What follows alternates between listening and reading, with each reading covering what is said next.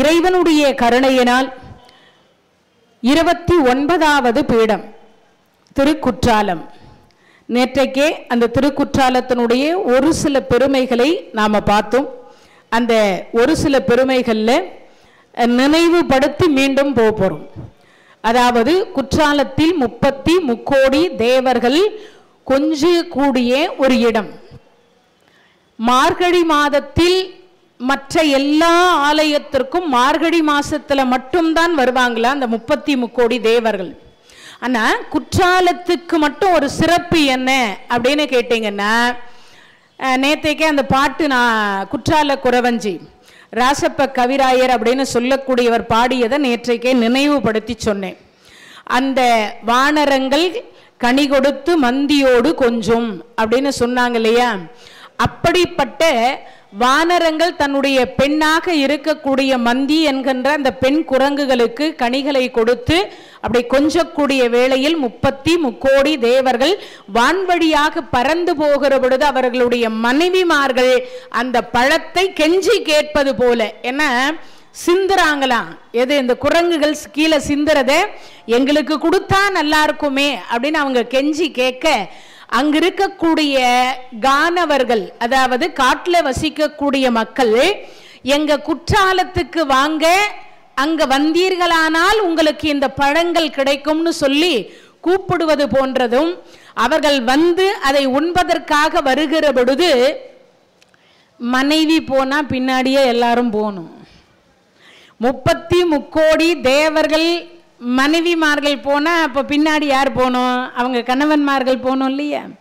இப்ப கூட பார்த்தீங்கன்னா நீங்க எல்லா கோயில்லையும் பார்த்தீங்கன்னா பெண் பெயரை முதலில் சொல்லி பின்னாடி தான் ஆண் பெயர் வரும். இப்ப இங்க கூட என்னது, சொர்ணாம்பிகை உடனுரை திருக்காரணீஸ்வரர், அப்ப என்ன வள்ளி தெய்வ யானை சேனாபதி, அதுக்கப்புறம் தான் முருகப்பெருமான் அல்லது சுப்பிரமணிய சுவாமி இருக்கும். அப்போ இதை சொல்லுவது என்னன்னு கேட்டா பெண்ணை முன்னாடி, அதனாலதான் மாதா பிதா குரு தெய்வம் முதல்ல பெண்ணுக்கு தான் முன்னுரிமை கொடுத்தாங்க. அதனால்தான் பெரும்பாலும் குலதெய்வம் பெண் தெய்வமாக இருக்கும். குலதெய்வம் பெண் தெய்வம் தான் அதிகமாக இருக்கும். அப்படிப்பட்ட ஒரு சிறப்பு தேவர்கள் வர்றதுனால, அந்த தேவ மாதர்கள் வர்றதுனால தேவர்களும் சேர்ந்து வராங்களாம். எல்லா கோயிலுக்கும் மார்கழி மாசத்தில் திருவருளை தருவார்கள். ஆனா குற்றாலத்துக்கு மட்டும் அப்படி இல்லை. வான்வழியா பறந்து போற போது ஒரு நிமிஷமாவது அங்க இறங்கி நின்று திருவருளை கொடுத்துட்டு போவாங்களாம். எப்போ? தினம் தினம். அப்ப நாம எல்லாம் ஒரு முறையாவது அந்த குற்றால நாதரை எல்லாம் குளிக்கிறதுக்கு தான் போயிருக்கிறீங்க, சுவாமியை பார்க்கறதுக்கு இல்லை. நேற்று நான் கதை முடிச்சதுக்கு அப்புறம் நம்ம நாகராஜன் ஐயா சொன்னாங்க, பெரும்பாலும் குற்றாலத்தில் குளிக்கணும்னு போனவங்க தான் அதிகம், குற்றால நாதரை பார்க்க போனவர்கள் குறைவுன்னார். ஆனா இப்ப என்ன பண்ணுவீங்க? ஒரு முறையாவது. ஏன்னா பிறந்தால் திருவாரூர், வாழ்ந்தால் காஞ்சிபுரம், தரிசித்தால் சிதம்பரம், இருந்த இடத்திலிருந்து நினைத்தால் திருவண்ணாமலை, காசியம் பதியில் இறந்தால் முக்தி. ஆனா இது 5மே எங்கடா கிடைக்குதுன்னா குற்றாலத்தில் கிடைக்குதுன்னா, இந்த சான்ஸை விட்டு அதுக்கப்புறம் நமக்கு கிடைக்குமா? இப்பிறவி போனால் எப்பிறவி வாய்க்குமோ. 84 லட்ச யோனி பேதத்தில் மரமாகவோ செடியாகவோ கொடியாகவோ புல் பூண்டாகவோ எதுவா பிறப்போன்னு யாராலையும் சொல்ல முடியாது. எதுவாவது பிறக்க போறோம்னு நமக்கு யாருக்காவது சொல்ல முடியுமா? சொல்ல முடியாது. ஏன்னா அவரவர் செய்த புண்ணியத்திற்கு ஏற்றார் போல. ஒரு 5 நிமிடம் தீபாராதனை முடிந்துவிட்ட பிறகு நிகழ்ச்சி தொடரும் என்பதை அன்போடு தெரிவித்துக் கொள்கிறோம். குற்றாலத்து எம் கூத்தா போற்றி, கோகழி மேவிய பரணே போற்றி. இறைவனுடைய கருணையினால் 33 தேவர்கள் ஒவ்வொரு நாளும் திருவருளை தந்தருளக்கூடிய ஒரு தலம். 29வது சக்தி பீடம் திருக்குற்றாலம். இறைவனுடைய கருணையினாலே பாடல் பெற்ற தலம். நேற்றைய தினத்தில் அதுக்குரிய சிறப்புகள் எல்லாம் சொல்லிட்டே வந்தோம். இந்த 33 தேவர்கள் தினம் தினம் வரக்கூடிய ஒரு தலமாக இந்த திருக்குற்றாலம் விளங்குகிறது. அப்போ நேற்றைய தினத்தில் அகத்திய மகரிஷி 7 அடி வைணவராக வந்தார். என்ன, சைவராக வந்த பொழுது அவரை உள்ள விடலை துவார பாலகர்கள், ஜெய விஜயர் அப்படின்னு சொல்லுவாங்க. அவர்கள் விடாததுனால என்ன பண்ணாங்களா, இளஞ்சி முருகனிடத்துல போய் அந்த இளஞ்சி என்கின்ற இடத்தில் மணலால் சிவலிங்கம் அமைத்து சிவபெருமானுடைய காதலாகி கசிந்து கண்ணீர் மல்கி ஓதுவார் தம்மை நன்னெறி குய்ப்பதும் வேதம் 4 மெய்ப்பொருள் ஆவதும் நாதன் நாமம் நமச்சிவாயவே. அகத்தியர் இறைவனை வணங்கினார். அங்க இருக்கக்கூடிய இளஞ்சி முருகன் பார்த்தார், அகத்தியரே ஒன்றும் வருத்தப்படாதீங்க, நான் துணை இருக்கேன். தமிழ் கடவுள் அல்லவா, ஏன்னா தமிழ் வளர்த்தவர் அகத்தியர். அதனால அவர் சொன்னாரா, நீங்க ஒன்றும் கவலைப்படாதீங்க சுவாமி, அதுக்கு நான் ஒரு உபாயம் சொல்றேன். என்னன்னார், ஒன்றும் இல்லை, நான் ஒரு மந்திரம் சொல்றேன், அந்த மந்திரம் சொன்னீங்கன்னா 7 அடி உயரம் வந்துடும். எத்தனை அடி? 7 அடி. 7 அடி உயரம் வந்துட்டதுக்கு அப்புறமா எப்பொழுதும் நேத்தே சொன்னேன், அவர் எப்பொழுதும் திருநீற்றை தவிர வேற ஒன்றையும் வைக்க மாட்டார். திருமண் காப்பு இட சொன்னார் முருகப்பெருமான். முருகர்கிட்ட அகத்தியர் கேட்டாராம், சுவாமி எப்போ பார்த்தாலும் நான் விபூதி வைத்துதான் பழக்கம், எனக்கு திருநீர் வைத்து பழக்கம் இல்லை. அப்படியா சொன்னார். நானும் ஆமான்னு சொல்றேன், நீங்களும் ஆமான்னு ஆடுறீங்களே, எப்படி அது? விபூதி வச்சு பழக்கம் இல்லைன்னா சொன்னாரு, எப்படி அது? திருமண் காப்பு இட்டு பழக்கம் இல்லைன்னார். மந்திரமாவது நீரு, வானவர் மேலது நீரு, சுந்தரமாவது நீரு, துதிக்கப்படுவது நீரு, செந்துயர் வாயு உமை பங்கன் திரு ஆலவாயான் திருநீரே. அதுல ராவணன் மேலது நீரு, நேத்தே சொன்ன, ராவணன் 1000 ஆண்டு காலம் தவம் செய்து 9 தலையை வெட்டி யாக குண்டத்தில் போடுகிற பொழுது 10வது தலையை வெட்டுகிறதுக்கு கழுத்து கிட்ட போனது வால். அப்பதான் சொன்னார், அப்பா ராவணா நில்லுன்னார். அதுக்கு பிறகுதான் உனக்கு என்ன வேண்டும்னார். சுவாமி ஆத்மலிங்கம் வேணும்னு அவர் கேட்டார். அதற்கு பிறகு இவரும் கொடுத்தார். அப்படிப்பட்ட ஒரு சிறப்புக்கு உரிய ராவணன் மேலது நீரு.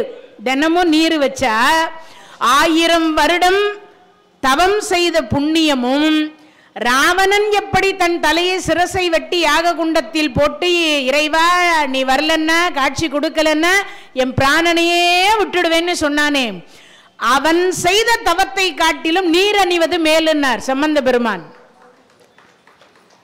அவன் செய்த தவத்தை காட்டிலும் நீர் அணிவது மேல். நேற்றைக்கு அதுக்குரிய விளக்கம் கொடுத்திருந்தாலும் மீண்டும் சொல்றேன். அப்போ இறைவனுடைய கருணை அப்படிப்பட்டது. அந்த நீர் அணிவது, நீர் அணியிறது ரொம்ப சிறப்பு. தொப்பூர் அப்படின்னு சொல்லக்கூடிய ஆந்திர மாநிலத்தில் தொப்பூர்ன்ற ஒரு ஊர் இருக்கு. ஆந்திர பக்கம் இருக்கிறவங்களுக்கு தெரிஞ்சிருக்கும். அந்த ஊர்ல ஒரு பிராமணர், அவருக்கு விபூதி வச்சுக்கிறதுக்கு மட்டும் இல்லை, அவர் கொஞ்சம் செல்வந்தராக இருந்தார். உட்கார்ந்து சாப்பிட்டா மொத்தமாக போயிடும். 2 வருடம் கொரோனான்னு ஒன்று வந்தது. கோடீஸ்வரர் எல்லாம், லட்சாதிபதி எல்லாம் அப்படி ஆயிட்டாங்க. அதுக்கு ஒரு பழமொழி கிராமங்கள்லையும் சொல்லுவாங்க, நம்ம இடத்துலையும் சொல்லுவாங்க, குந்தி தின்றால் குன்றும் குறையும். தொட்டு போட்டுக்கிற சுண்ணாம்பே காலியாகும் போது உட்கார்ந்து சாப்பிட்டா காலியாகாது இல்லையே. அப்போ அப்படிப்பட்டது இவர் உட்காந்தே சாப்பிட்டார். மொத்தம் காலியாச்சு. கடைசியில் வீடு போச்சு, நிலம் போச்சு, எல்லாம் போச்சு. பார்த்தார் ஒன்றும் இல்லை. மனைவி எத்தனை நாள் பட்னியாக ஈர துணியை வயிற்றுக்கு போட்டுட்டு இருக்க முடியும்? அந்த மனைவி பார்த்தாங்க, சரி இவர் தான் இப்படி இருக்காரே, நாமாவது இறங்கி எங்கேயாவது போய் வேலை செய்வோன்னு அந்த அம்மா போய் வீட்டு வேலை செஞ்சான். அப்படி அந்த வீட்டு வேலை செய்து கொண்டு அந்த அம்மா சமையல் கொடுப்பா, சாப்பாடு கொடுப்பா. ஏன்னா மனைவி அமைவதெல்லாம் இறைவன் கொடுத்த வரப்பிரசாதம். கல்லானாலும் கணவர், என்ன ஒரு ஸ்பீடு பார், அதுக்கு மட்டும் எவ்வளவு வேகமா அந்த வார்த்தைகள் வருது பார். ஃபுல் ஆனாலும் புருஷர், அவங்க சொன்ன பழமொழி வேற, ஆனால் இப்போ இருக்கக்கூடிய பழமொழி ஆமாம் நாம் நினைக்கிற பழமொழியே வேற. வீட்டுக்காரருக்கு என்ன, மனைவி கணவருக்கு முடியாத நேரத்தில் மனைவி பணிவிடை செய்யணும். கணவரால் சம்பாதித்து போட முடியாத ஒரு நிலை வந்தால் மனைவி சம்பாரிச்சு போடணும். இது மனைவியினுடைய ஒரு கடமை. கணவருக்கு மட்டும்தான் கடமை இருக்குன்னு நினைக்கக்கூடாது, மனைவிக்கும் உண்டு. அதனால தான் நலாயினி அம்மையார் மௌத்கல்லையர் என்னென்ன ஆசைப்பட்டாரோ அவ்வளவும் செஞ்சா. காரைக்கால் அம்மையார் என்று சொல்லக்கூடிய புனிதவதி தாயார் 2வது கல்யாணம் பண்ணிட்டு கூட யாரை ஏற்றுக்கொண்டார்? பரமதத்தரை ஏற்றுக்கொண்டார். சுவாமி நீங்க இளையவளை பார்த்துக்கங்க, இளையவளுக்கும் உங்களுக்கும் பிறந்த பிள்ளைய நான் பார்த்துக்கிறேன்னு சொன்னார். உத்தமமான பெண்கள் கணவர் இடத்துல கோவித்து கொள்ளக்கூடாதான். அதை விட இன்னொரு சிறப்பு, வீட்டுக்கார் கணத்துல குதினாலும் குதிக்கணுமா? குதிப்பீங்க? ஒரு அம்மா சொன்ன, நல்லவங்களுக்கெல்லாம் வருது, உனக்கு வரமாட்டேன். நானும் மாத்திரை போட்டு பார்த்தேன், தப்பிச்சிட்டேன். நானும் என்னென்னவோ பண்ணி பார்க்குறேன்டி, ஆனால் அந்த உசுறு போக மாட்டேங்குது. இப்போ மழை பெஞ்சி கிணறெல்லாம் ஃபுல்லாக இருக்குது. என் கையையும் கட்டிடு காலையும் கட்டிடு, கிணத்தாண்ட போய் நிற்கிறேன் அப்படின்னு சொல்லிட்டு போனார். கிணத்தாண்ட அவள் பின்னாடி கையை வச்சு கட்டிட்டா, காலையும் கட்டிட்டா.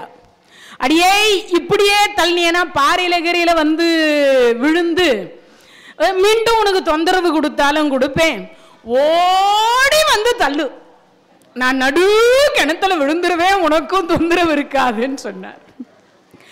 அவ ஓடி வந்தா.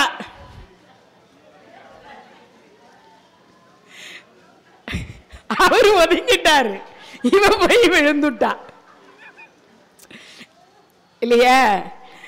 மனைவி, அதனாலதான் சொன்னாங்களே என்னமோ தெரியல, மனைவி அமைவதெல்லாம் இறைவன் கொடுத்த வரப்பிரசாதம். இறைவன் உண்மையாகவே, ஏன்னா மற்ற உறவுகள் எல்லாம் அப்பா அம்மா எல்லாமே கொடுக்கறது இறைவன் தான், இல்லைன்னு சொல்லலை. ஆனா மனைவி வாய்த்தால், நல்ல மனைவி வாய்த்தால், அதுவும் நான் சொல்லல, ஔவையார் சொல்றாங்க, பெண்டீர் கழகு எதிர்த்து பேசாமை. பெண்கள் யாரை எதிர்த்து பேசக்கூடாதான், வீட்டுக்காரை எதிர்த்தே பேசக்கூடாதான். ஆனா இப்பெல்லாம் அலமேலு சாப்பாடாச்சா, ஆனா சொல்லுவேன்,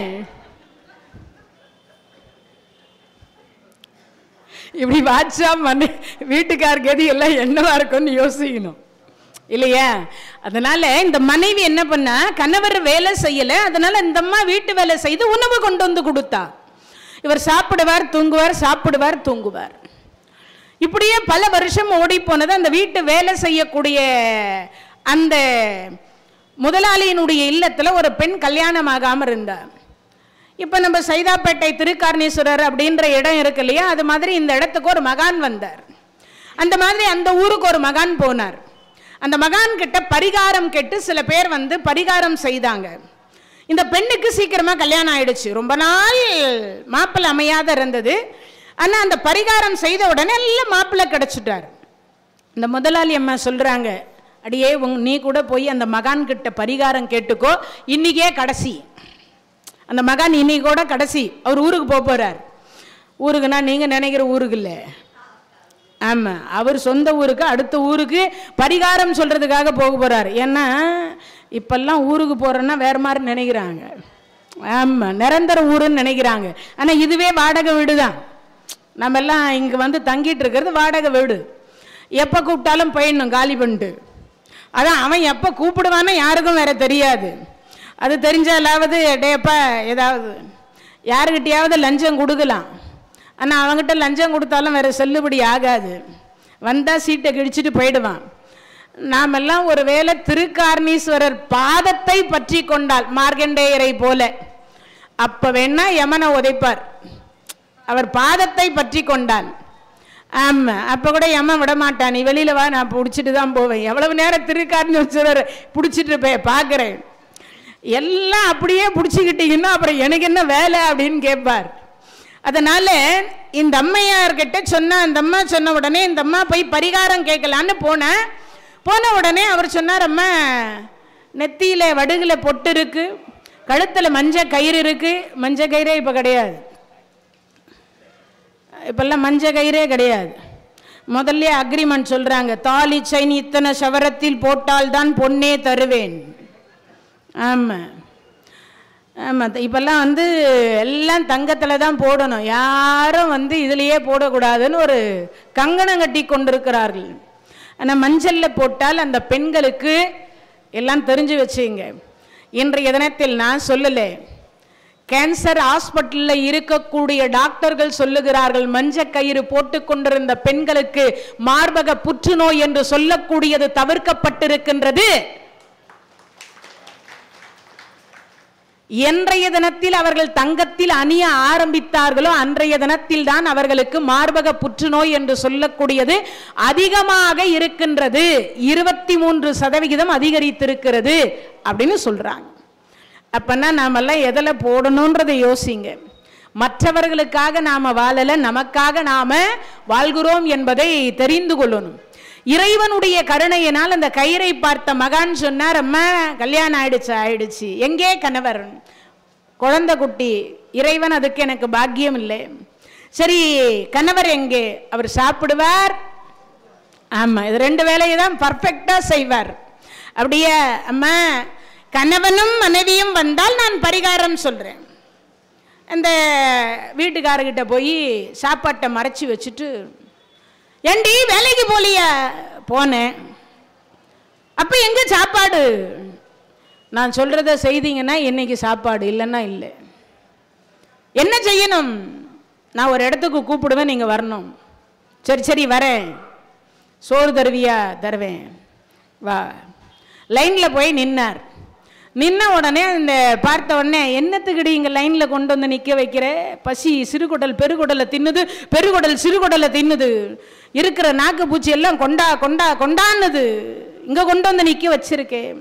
இல்லை, ரொம்ப நாள் கல்யாணம் ஆகாத இருந்தால் எங்கள் முதலாளி பொண்ணுக்கே கல்யாணம் ஆயிடுச்சு, நம்ம வறுமை தீரணும்னா அந்த மகான் பரிகாரம் சொல்கிறாரா? அப்படியா? சரி. நேராக கணவன் மனைவி போய் ஆசீர்வாதம் வாங்கி, சுவாமி இவர் தான் என் கணவர், கூட்டு வர சொன்னீங்களே, நான் கூட்டிகிட்டு வந்துட்டேன். அப்படியே பார்த்தா நெத்தி வெறும் நெத்தி. அவர் சொன்னார், ஒரு வார்த்தை சொல்றார், குளிக்கிற பழக்கம் இருக்கா? அது எவன் செய்வான்? சாமி கும்பிட்ற பழக்கம் இருக்கா? சாமின்னு ஒன்று இருக்கா? அது கல்லு கட்டை. ஓ, இவனுக்கு அதுவும் இல்லை, குளிக்கிற பழக்கம் இல்லை. சரி, நெத்தியில் விபூதி வைக்கிற பழக்கமாவது உள்ள. இந்த சாம்பல் எல்லாம் பூச்சிட்டு எவன் தெரியுமா? நான் என்ன சுடுகாட்டு ஆண்டிய சாம்பல் பூச்சிக்கிறதுக்கு? என்னடி சாமியார் பரிகாரம் சொல்லுவார்னா சாமி கும்பிடுவிய, குளிக்கிறிய, இதெல்லாம் சாமியார் சொல்ற வார்த்தையாடி? பரிகாரம் சொல்லுவார்னா என்னென்னமோ சொல்லிட்டு இருக்கார் அந்த. இதுக்காகவா என்னை கூட்டிட்டு வந்தேன்?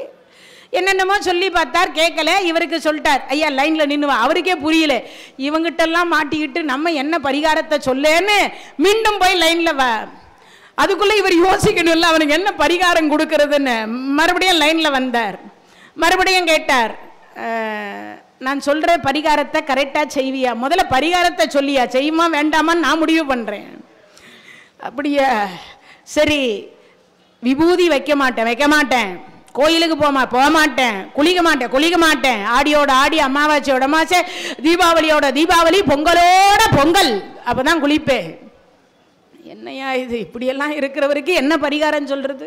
சரி பார்த்தார், சரி ஏதாவது சொல்லுவோமேனு சரி கொஞ்சம் லைன்ல வாடினார்.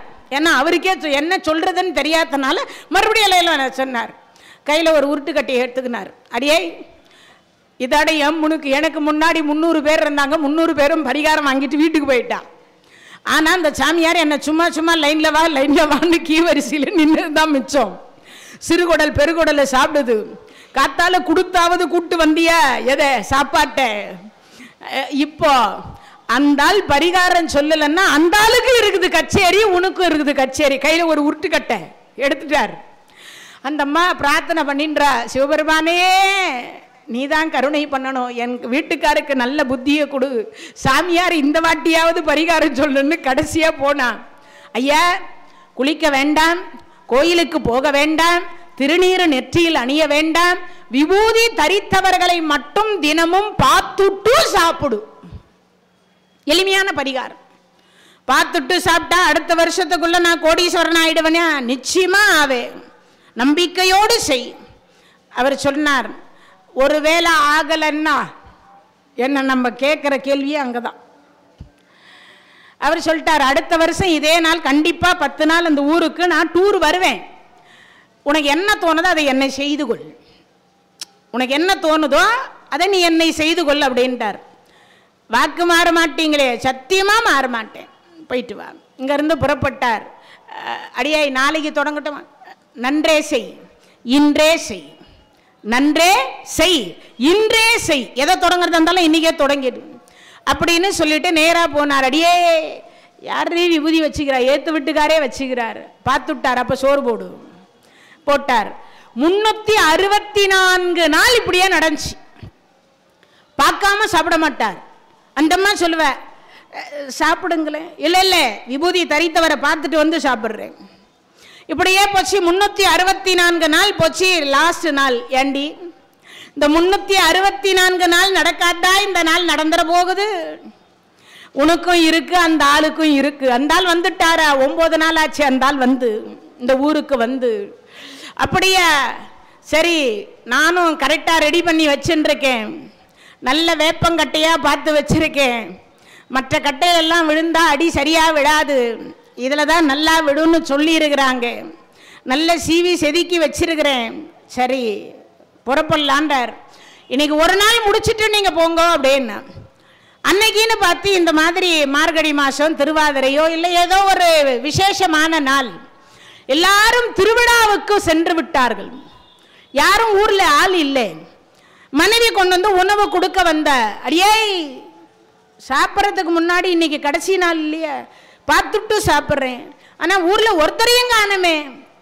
அதுக்கு என்னங்க, உங்களை மாதிரி கோயிலுக்கு போக மாட்டார் ஒருத்தர், அவர் குளிப்பாரா இல்லையான்னு எனக்கு தெரியல, ஆனால் நெற்றியில் விபூதி வச்சுருப்பார், எப்பையும் ஒரு சுருக்கு பையில் விபூதியை வச்சுருப்பார், எடுப்பார், வேர்வை விட்டு அழிந்து போனாலும் மீண்டும் வைத்துக் கொள்ளுவார், ஏறு ஓட்டின்னு இருப்பார், நீங்க போய் பார்த்துட்டு வாங்க, உழுதுன்னு இருப்பார், உளவாளியவர் விவசாயி, நீங்க போய் பார்த்துட்டு வாங்கன்னு. இங்கிருந்து புறப்பட்டார், நேரா போறார். அதுக்கு போன உடனே இந்த பக்கம் ஓட்டிட்டு போனா அந்த பக்கம் வரார், அந்த பக்கம் ஓட்டிட்டு போனா இந்த பக்கம் வந்தார். இந்த உளவாளியை பார்த்த உடனே இவர் சொல்ற வார்த்தை என்ன சொல்றாருன்னா, ஐயா நானும் இந்த பக்கம் நிப்பேன், அந்த பக்கம் பார்க்கறேன், அந்த பக்கம் நின்னா இந்த பக்கம் வரேன், ஒரு இடத்துல நின்று ஏறு ஓட்ட மாட்டியா? ஏறு ஓட்டுறது ஒரு இடத்துல நின்று ஏறு ஓட்ட முடியுமா? இவர் சொன்னார், யாரோ பேச்சு குரல் கேட்குதான்னு இப்படி திரும்பி பார்த்தார். திரும்பி பார்த்துட்டு, இறையா நானே போயிட்டு வரேன், நீ அங்கேயே நில்லுன்னார். இப்படி திரும்பி வருகிற பொழுது ஏர் முனையில் ஒரு பானை கிடைக்குது. இந்த பானை கிடைச்ச உடனே அந்த பானையை தூக்கிட்டு இப்படி நிமிர்ந்தார். யாரு? இந்த உளவாளி. இவரு பார்த்துட்டேன் பார்த்துட்டேன் பார்த்துட்டேன்னார். இந்த உளவாளி என்ன நினைக்கிறாரு, ஐயையோ பானையை பார்த்துட்டார் போல இருக்கு, அதுல இருக்கிற பொக்கிஷத்துல இவருக்கு பாதி பங்கு கொடுக்கணும் போல இருக்கு. ஓப்பன் பண்ணி பார்த்தா அதுல தங்கம் வைரம் வைடூரியம் எல்லாம் புதைந்து கிடக்கிறது. அதை எடுத்து பிரிச்சார். பார்த்துட்டேன் பார்த்துட்டேன்னு இவரு திரும்பினார். ஏ ஐயா நில்லு நில்லு நில்லு, எங்க போறே? ஊர்ல போய் சொல்லிடாதே, ஆளுக்கு 2 கூட ஒண்ணு கூட எனக்கு கிடைக்காது போல இருக்கு. அது மட்டும் இல்ல, கவர்மெண்ட்டுக்கு தெரிஞ்சா மொத்தமா அள்ளிட்டு போயிடுவாங்க. அதனால ஒன்றும் வேண்டாம், நீ பாதி நான் பாதி, நீ பாதி நான் பாதி எடுத்துட்டு பிரிச்சுக்கலாம். எண்ணி இவர் கொடுத்தார். எது 100 இருந்தது, 50 கொடுத்துட்டார். பார்த்துட்டேன் இவருக்கு கடைசி நாள் விபூதி தரித்தவரை நான் கடைசி நாள் பார்த்துட்டேன் பார்த்துட்டேன், அந்த வார்த்தை தான் அவர் சொல்ற வார்த்தை. ஆனா உளவாளிக்கு என்ன தோணுது, இந்த பொக்கிஷத்தை பார்த்து விட்டார், அதை தான் அவருக்கு தோணுகிறது. இப்ப சொன்னார், இந்த ஆள் பார்த்துட்டேன் பார்த்துட்டேன்றாரே, ஊர்ல போய் சொல்லிடுவார் போல இருக்கு. ஐயா நீ ஊர்ல சொல்லாம இருக்கிறதுக்கு இந்தா இன்னும் ஒரு 5 வேணா எக்ஸ்ட்ரா எடுத்துக்கோ. நிலம் அவருது, ஏறு அவருது, உழவு செய்தது அவரு. வெறும் பார்த்துட்டேன்னு சொன்ன வார்த்தைக்கு 55, அவருக்கு 45. யோசிச்சு பாருங்க. நேரா பொக்கிஷத்தை தூக்கிட்டு வந்து, அடியே அலுமேலு அலுமேலு அலுமேலு, இங்க பார்வையே கை நிறைய பொக்கிஷம். ஐயா என்னமோ சொன்னீரே உருட்டுக்கட்ட, அடியே அவர் புறப்பட்டாரா என்னன்னு தெரியல, வா போகலாம். அந்த பொக்கிஷத்தை கொண்டு வந்து காலில் யார் காலில்? இந்த மகான் காலில் வச்சுட்டு, சுவாமி இதை உங்களுக்கு வேணுன்றதே எடுத்துக்கோங்க, நீங்க தான் இதுக்கு சொந்தக்காரர், நீங்க சொல்லலைன்னா எனக்கு இது கிடைச்சிருக்காது. சரி, பரிகாரம் எப்படி இருந்தது? மகான் கேட்டார். எனக்கு ஒன்றும் வேண்டாம், நான் ஊர் ஊரா சுத்துறவேன், ஒரு நாளைக்கு 7 பிடி உணவை தவிர வேற ஒன்றும் சாப்பிட மாட்டேன். எது? அந்த கைப்பிடி சாப்பாடுல 7 பிடி சாப்பாடு, அவ்வளவுதான். யாருக்காவது இதுக்கு அர்த்தம் என்னன்னு தெரியுமா? தெரியாது. மகான்கள் எல்லாம் 7 பிடி அன்னம் தான் உண்ணணும், அதுக்கு மேலே சாப்பிடக்கூடாதுன்னு ஒரு ரூல்ஸ். ஏன்? ஒரு ஜென்மத்துக்கு ஒரு கவலம், ஒரு பிடி, ஒரு ஜென்மத்திற்கு ஒரு கைப்பிடி, 7 ஜென்மத்திற்கு 7, ஒரு நாளைக்கு 7 பிடி சாப்பிடணும். அதுதான் அவர்களுக்கு விதிக்கப்பட்ட விதின்னு சொல்றாங்க. அப்ப இவர் சொன்னார், அதுக்கு மேல நான் சாப்பிட மாட்டேன், அது ஊராரே கொடுத்துருவாங்க, எனக்கு வேண்டான்னார். இதுக்கு ஆசைப்படுறது நான் இல்லை, நீ வச்சு சௌக்கியமா இரு, இனிமேலாவது வேலைக்கு போய் ஏதாவது ஒரு வியாபாரம் செய், ஏதாவது மனைவி மக்களோடு இனிமே சந்தோஷமா இருன்னு அவர் வாழ்த்தினார். சரி, பரிகாரம் எப்படி இருந்ததுன்னு கேட்டார். 364 நாள் நான் கஷ்டமே படலை, இன்னைக்கு பட்ட கஷ்டம் இருக்கு கொஞ்சமா நஞ்சமா. 3 கிலோமீட்டர் நடந்த அந்த ஏறு உழுவுறவரை பார்ப்பதற்கு. அப்படியே அப்படி ஒன்றும் துன்பமான ஒன்றை நான் உனக்கு பரிகாரமா சொல்லலையே. என்னையா விபூதி தரித்தவரை பார்த்துட்டு சாப்பிடுங்கன்னு சொன்னீங்க, கடைசி நாளில் எனக்கு எவ்வளவு கஷ்டமா இருந்தது. ஐயா, விபூதி தரித்தவரை பார்ப்பது அவ்வளவு கடினமா? எளிமையான ஒன்று, அதை விட ஒரு பரிகாரம் உலகத்தில் இருக்க முடியாது. அப்படியே நீங்க பார்த்துட்டு சாப்பிடுனீங்க, எங்க ஊர்ல ஒருத்தரும் இல்லை. ஐயா, யாருக்காவது எளிமையான இந்த முறை தெரியுமா? கை தட்டலாம். அந்த குழந்தை சொன்னான், அவங்களே அவர்கள் நெற்றியில் விபூதியை தரித்துவிட்டு கண்ணாடியில் தினமும் பார்த்திருந்தால் அவர் வெளி உலகத்தில் போய் எவரையும் பார்க்க வேண்டும் என்ற அவசியம் இருந்திருக்காது. அதுக்குதான் கடவுள் கொடுத்த அறிவு. மாதா பிதா குரு தெய்வம், குரு காண்பித்தால் தான் இந்த அறிவை உணர முடியும். அப்பனா என்ன அர்த்தம்? அனுபவித்தால் தான் அனுபவ ரீதியாக உணர முடியும். அவ்வளவு மேன்மையானது எது? விபூதி தரிப்பது. நம்மை பொக்கிஷம் என்று சொல்லக்கூடிய, உடனே எல்லாரும் நினைச்சுக்காதீங்க அடுத்த வருஷம் இந்த நாளில் நமக்கு கிடைக்குமான்னு. நானும் 30 வருஷமா வச்சுருக்கேன் மேடம், இன்னும் ஒரு நாளும் எனக்கு இது கிடைக்கலையேன்னு கேட்காதீங்க. அவருக்கு அந்த பாக்கியம், அதனுடைய அனுபவிக்கக்கூடிய புண்ணியம் அவருக்கு கிடைச்சிருக்கு. நாம இந்த ஜென்மத்தில் தவத்தளவே ஆகுமாம் தான் பெற்ற செல்வம். அதனால நாம இப்பதான் தவம் பண்ணியிருக்கிறோம். எங்க? திருக்கார்ணீஸ்வரர் என்று சொல்லக்கூடிய ஆலயத்தில், சக்தி பீடம் என்று சொல்லக்கூடிய 31வது ஆண்டு காலத்தில் அடியெடுத்து வைத்து இப்போ உட்கார்ந்து இந்த 1.5 மணி நேரம் எதை பார்க்காம, உங்க கையில் இருக்கக்கூடிய செல்போன் மணி என்று சொல்லக்கூடியது அடித்தாலும் அதை சைலண்ட் என்று சொல்லக்கூடியதுல அப்படி போட்டுட்டு உட்கார்ந்து இந்த 1.5 மணி நேரம் கேட்கிறீங்க பாருங்க தினமும். அதுதான் நீங்கள் செய்யக்கூடிய மாபெரும் தவம். இந்த தவத்திற்கு உடனே எல்லாம் கிடைச்சிருமான்னா கிடைக்காது. காத்தால வேலை செஞ்சா சாயங்காலம் கூலி ஒரு நாள். வார கூலியா இருந்தா திங்கள்ல இருந்து சனிக்கிழமை செஞ்சா சாயங்காலம் கூலி, இல்லை ஞாயிற்றுக்கிழமை வாங்கலாம். மாச சம்பளமா இருந்தா 1ஆம் தேதியிலிருந்து 30ஆம் தேதி 1ஆம் தேதி சம்பளம் வாங்கலாம். இது வழக்கம். ஆனா இந்த ஜென்மத்தில் செய்த தவத்தின் பலன் அடுத்த ஜென்மத்தில் அல்லது உங்களுடைய சந்ததிக்கு தான் கிடைக்கும். இந்த தவத்தை உன் தாய் தந்தையர் செய்திருந்தால், உன்னுடைய மூதாதையர்கள் யாராவது செய்திருந்தால் அந்த பொக்கிஷத்தை நாம அனுபவிக்கலாம். நம்ம மூதாதையர்கள் எவரும் செய்யலன்னா நிச்சயமா நமக்கு கிடைப்பதற்கு வாய்ப்பில்லை. ஆனா நாமெல்லாம் ஏதோ ஒரு வகையில் புண்ணியம் பண்ணியிருக்கிறோம். ஏன்? அரிது அரிது மானிடராய் பிறத்தல் அரிது, அதை விட அரிது கூன் குருடு செவிடு பேடு நீங்கி பிறந்திருக்கக்கூடிய நாம். அதை விட அரிது என்ன தெரியுமா? செல்வத்துள் செல்வம், செவிச்செல்வம், அச்செல்வம், செல்வத்துள் எல்லாம் தலை. செத்து போகாமல் இருக்கக்கூடிய செவியை இறைவன் படைத்திருப்பதனால் நான் பேசக்கூடியதை இரு செவியால் கேட்பதற்கு திருவருள் கொடுத்திருக்கிறார். செவிடாக இருந்தால் கேட்க முடியுமா? என்னமோ அந்த அம்மா வாயில் என்னமோ சொல்லினுக்குது, ஒன்றும் அப்படிதான் சொல்லிட்டு இருக்கணும். என்னமோ வாய் அசிக்குது, அது மட்டும் தெரியுது, ஆனால் என்னன்னு தான் தெரில அப்படின்னு சொல்லுவோம் இல்லையா? அப்படிப்பட்ட ஒரு சிறப்பு. அதனால செல்வம் அனுபவிக்கணும்னா கூட அது கூட பூர்வ ஜென்மத்தினுடைய புண்ணிய பலன் இருக்கணும். அது மாதிரி இங்க ராவணன் மேலது நீரு என்று சொன்னக்கூடிய நீரை மட்டும் அணிந்து கொண்டிருக்கக்கூடிய அகத்திய மகரிஷி இப்ப திருமண் காப்பு இட்டுக்கொள் அப்படின்னு முருகப்பெருமான் சொல்லிட்டார். சொன்ன அடுத்த வினாடி பார்த்தார், முருகா நான் விபூதியை தவிர வேற இதுவரைக்கும் வைத்ததில்லை, நானே சொல்றேன்.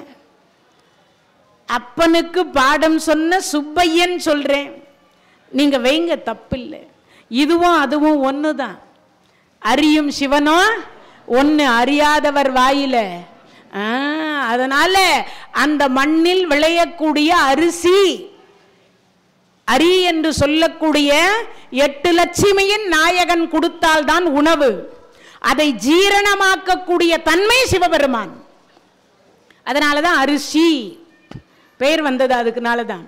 அப்படிப்பட்ட ஒரு சிறப்பை இங்கு சொன்னார். நான் திருமண் காப்பு இட்டுக்க மாட்டேன், பரவாயில்ல வச்சுக்கோ.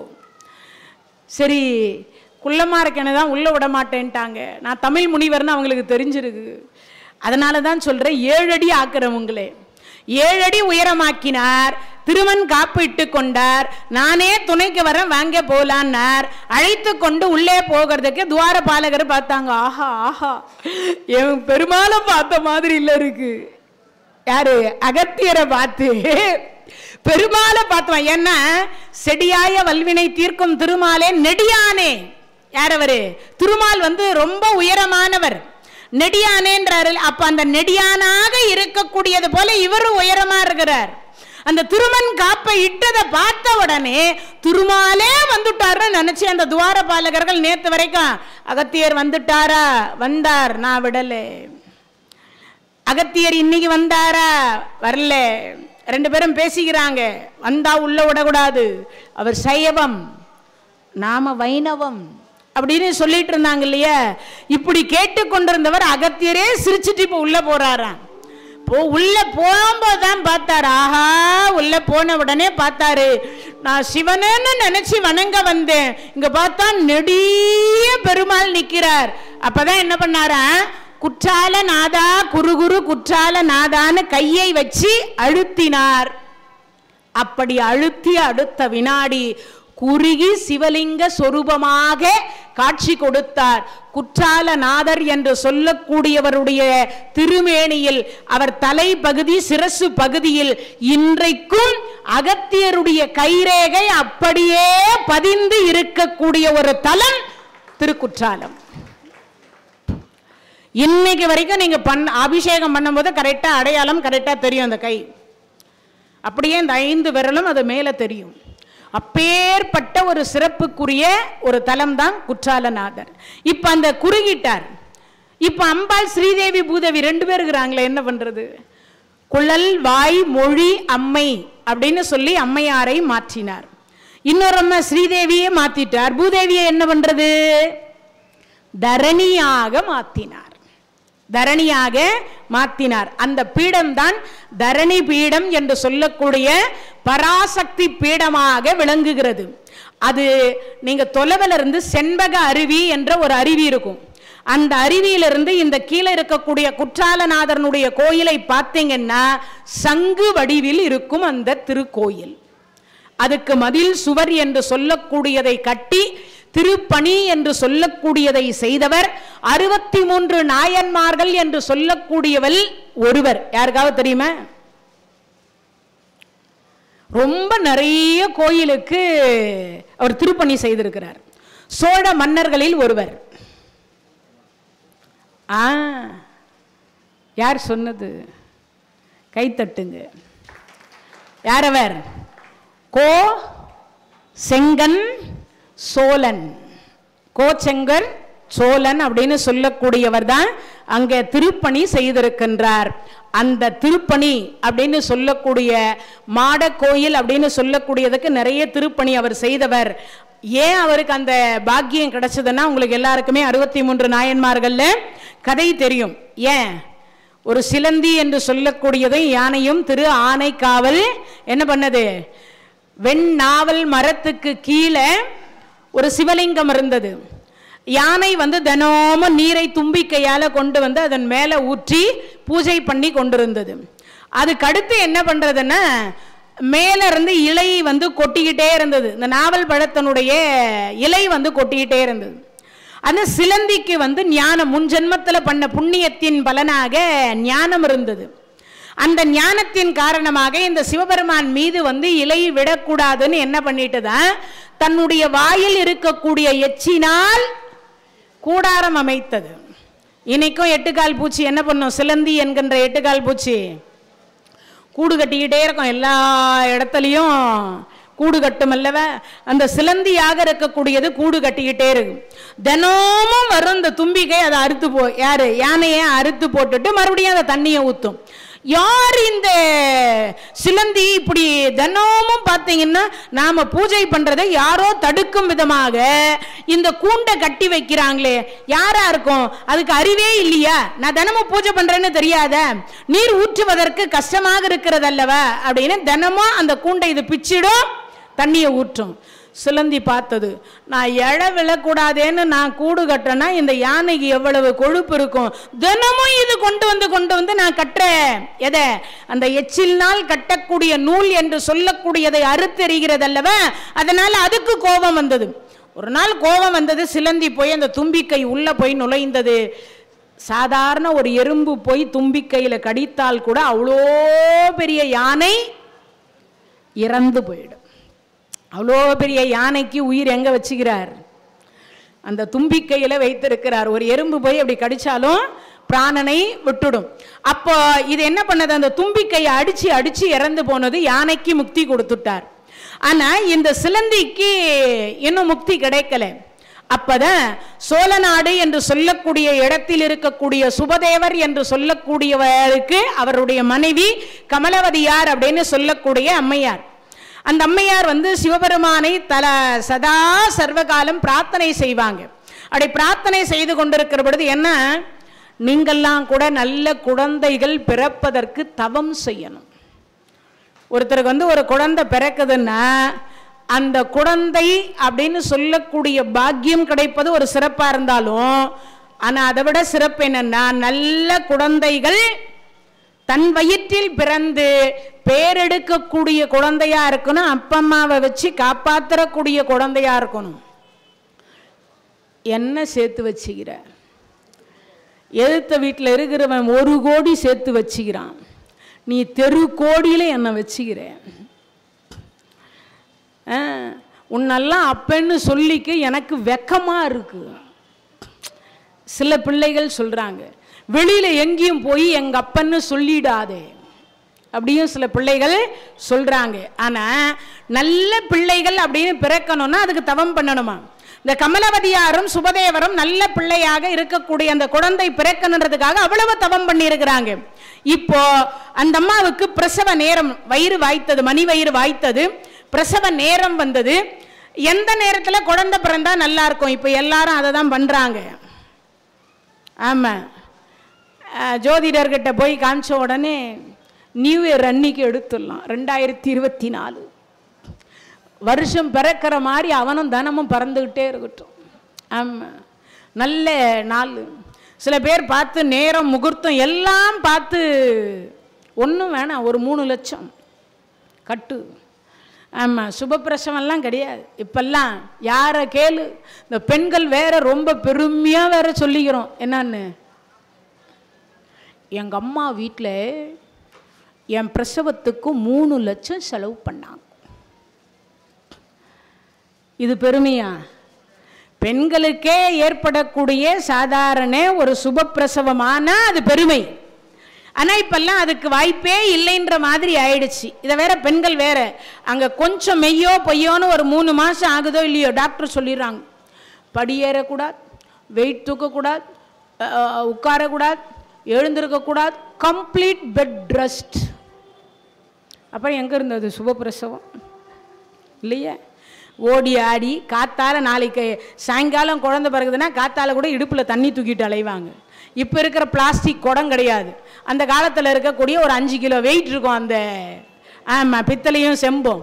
அதை தூக்கி அப்படி இடுப்பை வச்சுக்கிட்டு ஐயா இப்போதானே அந்த பொண்ணு தண்ணி தூக்கிட்டு போச்சும்பாங்க. நல்ல கொழு கொழுன்னு முழு முழுன்னு அவளை மாதிரியே ஒரு பொம்பளை பிள்ளை பெற்று வச்சுக்கிறா சொல்லுவாங்க இல்லையா?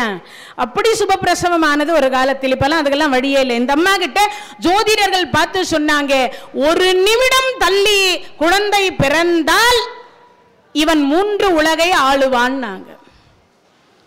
ஆலயத்திற்கு அதிகமாக திருப்பணியை செய்வான். உடனே அந்த அம்மா சொல்லிட்டா, நான் செத்தாலும் பரவாயில்ல, என்னை கட்டி தலைகீழா கட்டி தொங்க விடுறான்ட்டா. நான் இப்படி சாதாரணமா இருந்தா தானே குழந்தை உடனே பிறக்கும். என்னை தலைகீழா கட்டி தொங்க, என் காலை 2த்தையும் கட்டு தொங்க விடு. அது எப்படி பிறகுதுன்னு நான் பார்க்குறேன். சற்று முன்னாடி 1 நிமிடம் முன்னாடி பிறக்க வேண்டிய குழந்தையை 1 நிமிடம் தள்ளி பிறப்பதற்காக அவன் 3 உலகத்திற்கு சக்கரவர்த்தியாக ஆக வேண்டும், தன் உயிரை கொடுத்தாவது தன் குழந்தை நல்லா வாழணும்னு சொல்லி அந்த மாதாவாக இருக்கக்கூடிய கமலவதி தாயார் தன் உயிரை விட்டாலும் பரவாயில்லை குழந்தை சக்கரவர்த்தியா வாழணுன்றதுக்காக தலகீழா கட்டி தொங்க விட்டாங்க. 1 நிமிடம் கழித்து இறக்கி விட்டாங்க. 1 நிமிடம் கழித்து அந்த குழந்தை பிறந்தது. கண்ணு ரெட்டா இருந்தது. குழந்தைய பார்த்துட்டு அந்த அம்மா சொன்னா, என் கண் எது, என் கோ செங்கனோ அப்படின்னா என்னது, என் கோ செங்கண்ணோ அப்படின்னா அதே பேர். அதை சொல்லிட்டே அவ உயிரை விட்டுட்டா. அதை சொல்லிட்டே அந்த அம்மா உயிரை விட்டுட்டா. அதே பேரை வைத்து சுபதேவர் வளர்த்து அவருக்கு மணி மகுடம் என்று சொல்லக்கூடிய பட்டாபிஷேகத்தை செய்து முடிச்சதுக்கு அப்புறம் பல ஆயிரம் கோயில் திருப்பணி செய்த ஒரு பெருமான், 63 நாயன்மார்களில் ஒருவராக இருக்கக்கூடிய கோ செங்கட் சோழன் என்று சொல்லக்கூடிய அந்த சோழ மன்னராக இருக்கக்கூடியவர் இந்த திருக்குற்றாலநாதருக்கு திருப்பணி செய்தவரில் இவரும் ஒருவர். அப்பன்னா பாருங்க எவ்வளவு சிறப்பு இருக்கும்னு. அப்ப சோழர் காலத்திலேயே இந்த கோயில் இருந்திருக்கின்றது அப்படின்னு நமக்கு தெரிய வருது. இறைவனுடைய கருணையினால் சங்கு வடிவத்தில் இருக்கக்கூடிய கோயில், 89 கல்வெட்டுகள் உள்ள கோயில். 9 கல்வெட்டுகள் பராந்தக சோழன் என்று சொல்லக்கூடியவருடைய சோழ மன்னர்கள் கட்டி அதில் செய்திருக்கக்கூடிய திருப்பணி என்ன என்பதை 9 கல்வெட்டுகள் அங்க இருக்காம். அப்படிப்பட்ட ஒரு சிறப்பு உள்ள ஒரு தலம். அது மட்டும் இல்லை, இறைவனுடைய கருணையினால் இந்த மார்கழி மாதத்தில் 5 தேர் ஓடக்கூடிய, என்னைக்கு வர இருக்கக்கூடிய ஆருத்ரா தரிசனம் என்று சொல்லக்கூடிய அன்றைய தினத்தில், மார்கழி மாதத்தில் எந்த ஒரு தலத்திற்கும் இல்லாத ஒரு சிறப்பு. மார்கழி மாதத்தில் 5 தேர் திருவாதிரை அன்றைய தினத்தில் ஓடக்கூடிய ஒரே ஒரு தலம் எது அப்படின்னா அது திருக்குற்றாலம் என்று சொல்லக்கூடிய தலத்தில் சுவாமி, நடராஜர், அம்பாள், முருகப்பெருமான், விநாயக பெருமான் 5 பேரு இந்த தலத்துல வருவாங்களாம். அதுக்கப்புறம் நாகதோஷம் நீங்கக்கூடிய ஒரு தலம் இந்த தலம். அங்க வாசுகி என்று சொல்லக்கூடிய வாசுகி என்கின்ற ஆண் பாம்பு இருந்தது இல்லையா, அந்த வாசுகி என்கின்ற ஆண் பாம்பினுடைய மனைவி வாசுகி என்ற அம்மன் தவம் செய்த இடம் திருக்குற்றாலம். அங்க போய் விளக்கேத்தி வச்சு பரிகாரம் பண்ணுவாங்க. அந்த நாகத்திற்கு அபிஷேகம் பண்ணால் நாகதோஷம் நீங்குமா. அதே மாதிரி அங்க அகத்தியருக்கு திருமண கோல காட்சியை காண்பித்தார் இல்லையா, அது என்னைக்குன்னு பார்த்தீங்கன்னா தை மாசம் மக நட்சத்திரத்தன்றைய தினத்தில் தான் அந்த கல்யாண கோல காட்சியை காண்பித்த தலம். கல்யாண கோல காட்சியை அகத்தியருக்கு எப்ப காண்பித்தார்னா தை மாதம் மக நட்சத்திரம் அன்றைய தினத்தில் தான் அந்த கோல காட்சியை காண்பித்தார். மணக்குலநாதர் என்று சொல்லக்கூடிய கல்யாண கோலத்தோடவே அகத்தியருக்கு நேர் ஆப்போசிட்ல மணக்குலநாதர் அப்படின்னு சொல்லக்கூடிய சுவாமியை பிரதிஷ்டை பண்ணியிருக்கிறாங்க. அங்க எழுந்தருளி இருக்கிறார். அகத்தியருக்கு நேர் ஆப்போசிட்லயே அவர் இருக்கார். அவரை வணங்கினால் திருமண தடை என்று சொல்லக்கூடியது நீங்கும். அதுக்கப்புறம் இன்னொன்று ரொம்ப விசேஷமானது, மற்ற எந்த தலத்துக்குமே இல்லாத ஒரு சிறப்பு. ஆடி அமாவாசை அன்றைய தினத்தில் 10,008 திருவிளக்கு என்று சொல்லக்கூடியதை ஏற்றி இறந்து போன அத்தனை பேருக்கும் மோட்ச தீபம் ஏற்றக்கூடிய ஒரே ஒரு சிவாலயம் எது என்று சொன்னால் அது இந்த திருக்குற்றாலம். கை தட்டுங்களேன். செத்து போன அத்தனை பேரையும் மோட்சத்துக்கு அனுப்புற தீபம். இத ஒரு ஆள் போய் ஆடி அமாவாசை அன்னைக்கு திருக்குற்றாலத்துக்கு போய் உங்களுடைய மூதாதையர்கள் சாபம் இருக்குமானால், நிறைய பேர் கேட்குறீங்க இல்லையா, என்ன கேட்குறீங்க? இறந்து போனவங்க அலைந்து கொண்டிருக்கிறதா சொல்றாங்க, இறந்து போனவர்களுடைய ஆத்மா சாந்தி அடையலையா, ஜோதிடத்துல ஜோதிடர்கள் சொன்னாங்க, அதனால எங்க பிள்ளைக்கு கல்யாணம் ஆகல, எங்க பொண்ணுக்கு கல்யாணம் ஆகல, குழந்தை பாக்கியம் இல்லை, மருமகளுக்கு குழந்தை பாக்கியம் இல்லை, நாங்க ரொம்ப வறுமையில் இருக்கிறோம், ரொம்ப துன்பப்படுறோம், அடிமேல எங்களுக்கு துன்பம் வந்து கொண்டே இருக்கு, அடிக்கடி துன்பம் வந்து கொண்டே இருக்கு, இப்படி எல்லாம் பேசுறோம் இல்லையா? இதுக்கு அத்தனைக்குமே ஒரு முடிவு அப்படின்னு ஒன்று சொல்லுவோம் இல்லையா? ஏதாவது ஒரு மேடுன்னு இருந்தால் ஒரு பள்ளம் இருக்கும், நல்லதுன்னு ஒன்று இருந்தால் கெட்டதுன்னு ஒன்று இருக்குன்னு சொல்லும் மாதிரி, அந்த மாதிரி இறந்தவர்களுக்குன்னு மோட்ச தீபம் ஏற்றக்கூடிய ஒரு தலம் அப்படின்னா எல்லா சிவாலயத்திலுமே மோட்ச தீபம் ஏற்றுவாங்க. எப்போ? அவரவர்கள் இறந்துட்டு 16வது நாள் காரியம் முடிச்சுட்டு அன்று இரவு வந்து ஏற்றிட்டு போவாங்க. சில ஆலயத்தில் காரியத்துக்கு மறுநாள் ஏற்றுவாங்க, சில ஆலயத்தில் காரியத்தன்னைக்கு முடிச்சுட்டு வந்து புண்ணியதானம் முடிச்சுட்டு வந்து சிவாலயத்தில் ஏற்றிட்டு போவாங்க. அகண்ட தீபம் அப்படின்னு சொல்லக்கூடியது சிவனுக்கு முன்னாடி வந்து நந்திக்கு பக்கத்தில் ஏற்றிட்டு போவாங்க. ஏற்றுறது உண்டா? அப்படியெல்லாம் எங்களுக்கு தெரியவே தெரியாது. ஆமாம், அதுக்கு வேற சொல்லுவேங்க. அப்படின்னு ஒன்று இருக்கான்னு கண்டிப்பாக மோட்ச தீபம் ஏற்றணும். 21 விளக்கு, இது தெரிஞ்சு வச்சுக்கோங்க எல்லாருமே. மோட்ச தீபத்துக்குரிய சிறப்பு ஏன்னா இந்த தலத்தில் மோட்ச தீபம் வந்ததுனால அதையும் சொல்கிறேன். காரியம் முடிந்த அன்றைய தினத்தில், அதாவது நீங்கள் ஈமக்கிரியை அப்படின்னு சொல்வீங்க இல்லையா, அந்த காரியம் முடிஞ்ச அன்றைய தினத்தில் பார்த்தீங்கன்னா என்ன செய்யணும் அப்படின்னா, மூத்த மருமகள் அல்லது மனைவி அல்லது இல்லை இன்னும் கல்யாணம் ஆகலை அப்படின்னா பிள்ளைகள் கூட, ஆண் பிள்ளைகள் கூட செய்யலாம். கல்யாணம் ஆகலைன்னா அம்மாவோ அப்பாவோ இறந்துட்டு இருந்தா கல்யாணம் ஆகாத பிள்ளைகளாக இருந்தால் கூட ஆண் பிள்ளை கூட அந்த விளக்கு ஏற்றலாம். அகண்ட விளக்குன்னு சொல்லுவாங்க இல்லையா, பெரிய அகண்ட விளக்கு, அதாவது இந்த சாணக்கை அப்படின்னு சொல்லுவாங்க, அதுக்கு கிராமங்களில் சொல்லுவாங்க, மடக்குன்னு சொல்லுவாங்க. அந்த மடக்கு அப்படின்னு சொல்லக்கூடியது பெருசாக இருக்கும். இப்போல்லாம் அகலே வந்து பெருசாக வந்துட்டுது. அதெல்லாம் ஒரு காலத்தில் இதுக்கு மேலே சின்ன பெருசே இல்லாமல் இருந்தது. இப்போல்லாம் அகல் விளக்கே பெரிய அகல் விளக்காக வந்துட்டுது. அந்த விளக்கு வாங்கி நல்லா கொஞ்சம் தடிமனாக திரி போட்டுட்டு தென் திசை பார்த்து, நான் இப்போ எப்படி உட்காந்துருக்கிறனோ தென் திசையே எல்லா திசையிலையும் விளக்கு ஏற்றுவீங்க. எந்த திசையில் ஏற்ற மாட்டீங்க? தெற்கு பார்த்து ஏற்ற மாட்டீங்க இல்லையா? ஆனால் இந்த விளக்கு தெற்கு பார்த்து தான் ஏற்றணும். இந்த மோட்ச தீபம் என்பது தெற்கு பார்த்து தான் ஏற்றணும். என்னைக்கு ஏற்றணும்னு கேட்டிங்கன்னா, காரியம் முடிந்து யார் வீட்டில் இறந்திருந்தாலும் அன்றைய இரவு 6 மணிக்கு கரெக்டாக மூத்த மருமகள் அல்லது மனைவி அல்லது மூத்த மகன் அல்லது உறவினர்கள் யாராவது ஒருவர் அந்த அகண்ட விளக்குன்னு சொல்லக்கூடிய மடக்கில் நிறைய ஃபுல்லாக நல்லெண்ணெய் தான் ஊற்றணும், வேற எண்ணெய் ஊற்றக்கூடாது. நல்ல எண்ணெய் அப்படின்னு சொல்லக்கூடிய நல்லெண்ணெய், எள்ளிலிருந்து வரக்கூடிய நல்லெண்ணெய் தான் ஊற்றணும். பஞ்சதீபம் ஊற்றலாமா, நெய் ஊற்றலாமா, அப்புறம் விளக்கெண்ணெய் ஊற்றலாமா, அதெல்லாம் கேட்கக்கூடாது. ஏன்னா இது முடிஞ்சதுக்கப்புறம் நீங்கள் சொல்லும் போது நான் கவனம் வைக்கல, எந்த எண்ணெய் ஊற்றுறதுன்னு நான் அப்போ தான் போயிட்டு இருப்பேன், அப்போ தான் நிற்க வச்சு கேள்வி கேட்பீங்க. அதனாலேயே முன்னாடியே சொல்லிடுறேன். ஆமாம், நல்ல எண்ணெய் அப்படின்னு சொல்லக்கூடிய நல்லெண்ணெயை தவிர வேற ஊற்றக்கூடாது, நிறைய ஊற்றி வைக்கணும். அதில் நல்ல கொஞ்சம் தடிமனா அணையாமல் இருக்கக்கூடிய இடத்தில் அவர் போட்டோக்கு முன்னாடி தென் திசை பார்த்து முதல் விளக்கை ஏற்றிடணும். அதுக்கப்புறம் பொண்ணு கொடுத்தவங்க, பொண்ணு எடுத்தவங்க, அண்ணன் தம்பிங்க, உற்றார் உறவினர், அதாவது தங்கச்சிங்க, அக்காங்க, சம்பந்திங்க, இவங்கெல்லாம் ஒரு குடும்பத்துக்கும் ஒரு விளக்கு, அகல் விளக்கு, சின்ன அகல் விளக்கு, பெருசா இல்லை, சின்னதாக அதுல திரி போட்டு அதுலயும் நல்லெண்ணெய் தான் ஊற்றணும். அப்படி ஊற்றி தென் திசை பார்த்து ஏத்திட்ட இந்த மோட்சம் தீபம் அப்படின்னு சொல்லக்கூடிய அந்த அகண்ட விளக்கோட சேர்த்து இந்த 20 பேரு நரகத்தில் இருந்தாலும் அன்று சொர்க்கம் இவரோட போயிடுவாங்க. தான் கூட 20 பேரை அழைத்து கொண்டு போகக்கூடிய 20 பேரை அழைத்து கொண்டு போகக்கூடிய உரிமையை, அந்த ஒரு புண்ணியத்தை இந்த மோட்ச தீபத்தின் மூலியமாக கொடுக்கக்கூடிய எளிமையான வழிபாட்டு முறை நம் இந்து மதத்தை தவிர வேற எதிலையுமே இல்லை. சத்தியமான உண்மை. உடனே இதுக்கு நம்ம மகாலிங்கம் போட்டு அமிச்சிக்கிற யூடியூப்ல இந்த அம்மா நேரில் போய் பார்த்தா போலுக்குது. ஆமாம், அதுக்கு ஒரு கமெண்ட் தெரிவிச்சு, புழுவுறதுக்கு ஒரு அளவு இல்லையா, இப்படியெல்லாம் சொல்கிறாங்க. நம்பிக்கையோடு செய்து பார்த்தால் தான் தெரியும். என்னை கன்னத்தில் ஒருவர் அறையிறாருன்னு வச்சுப்போம், அந்த அடியை வாங்கினது எனக்கு மட்டும்தான் அந்த வலியை உணரக்கூடிய தன்மை என்பது தெரியும்.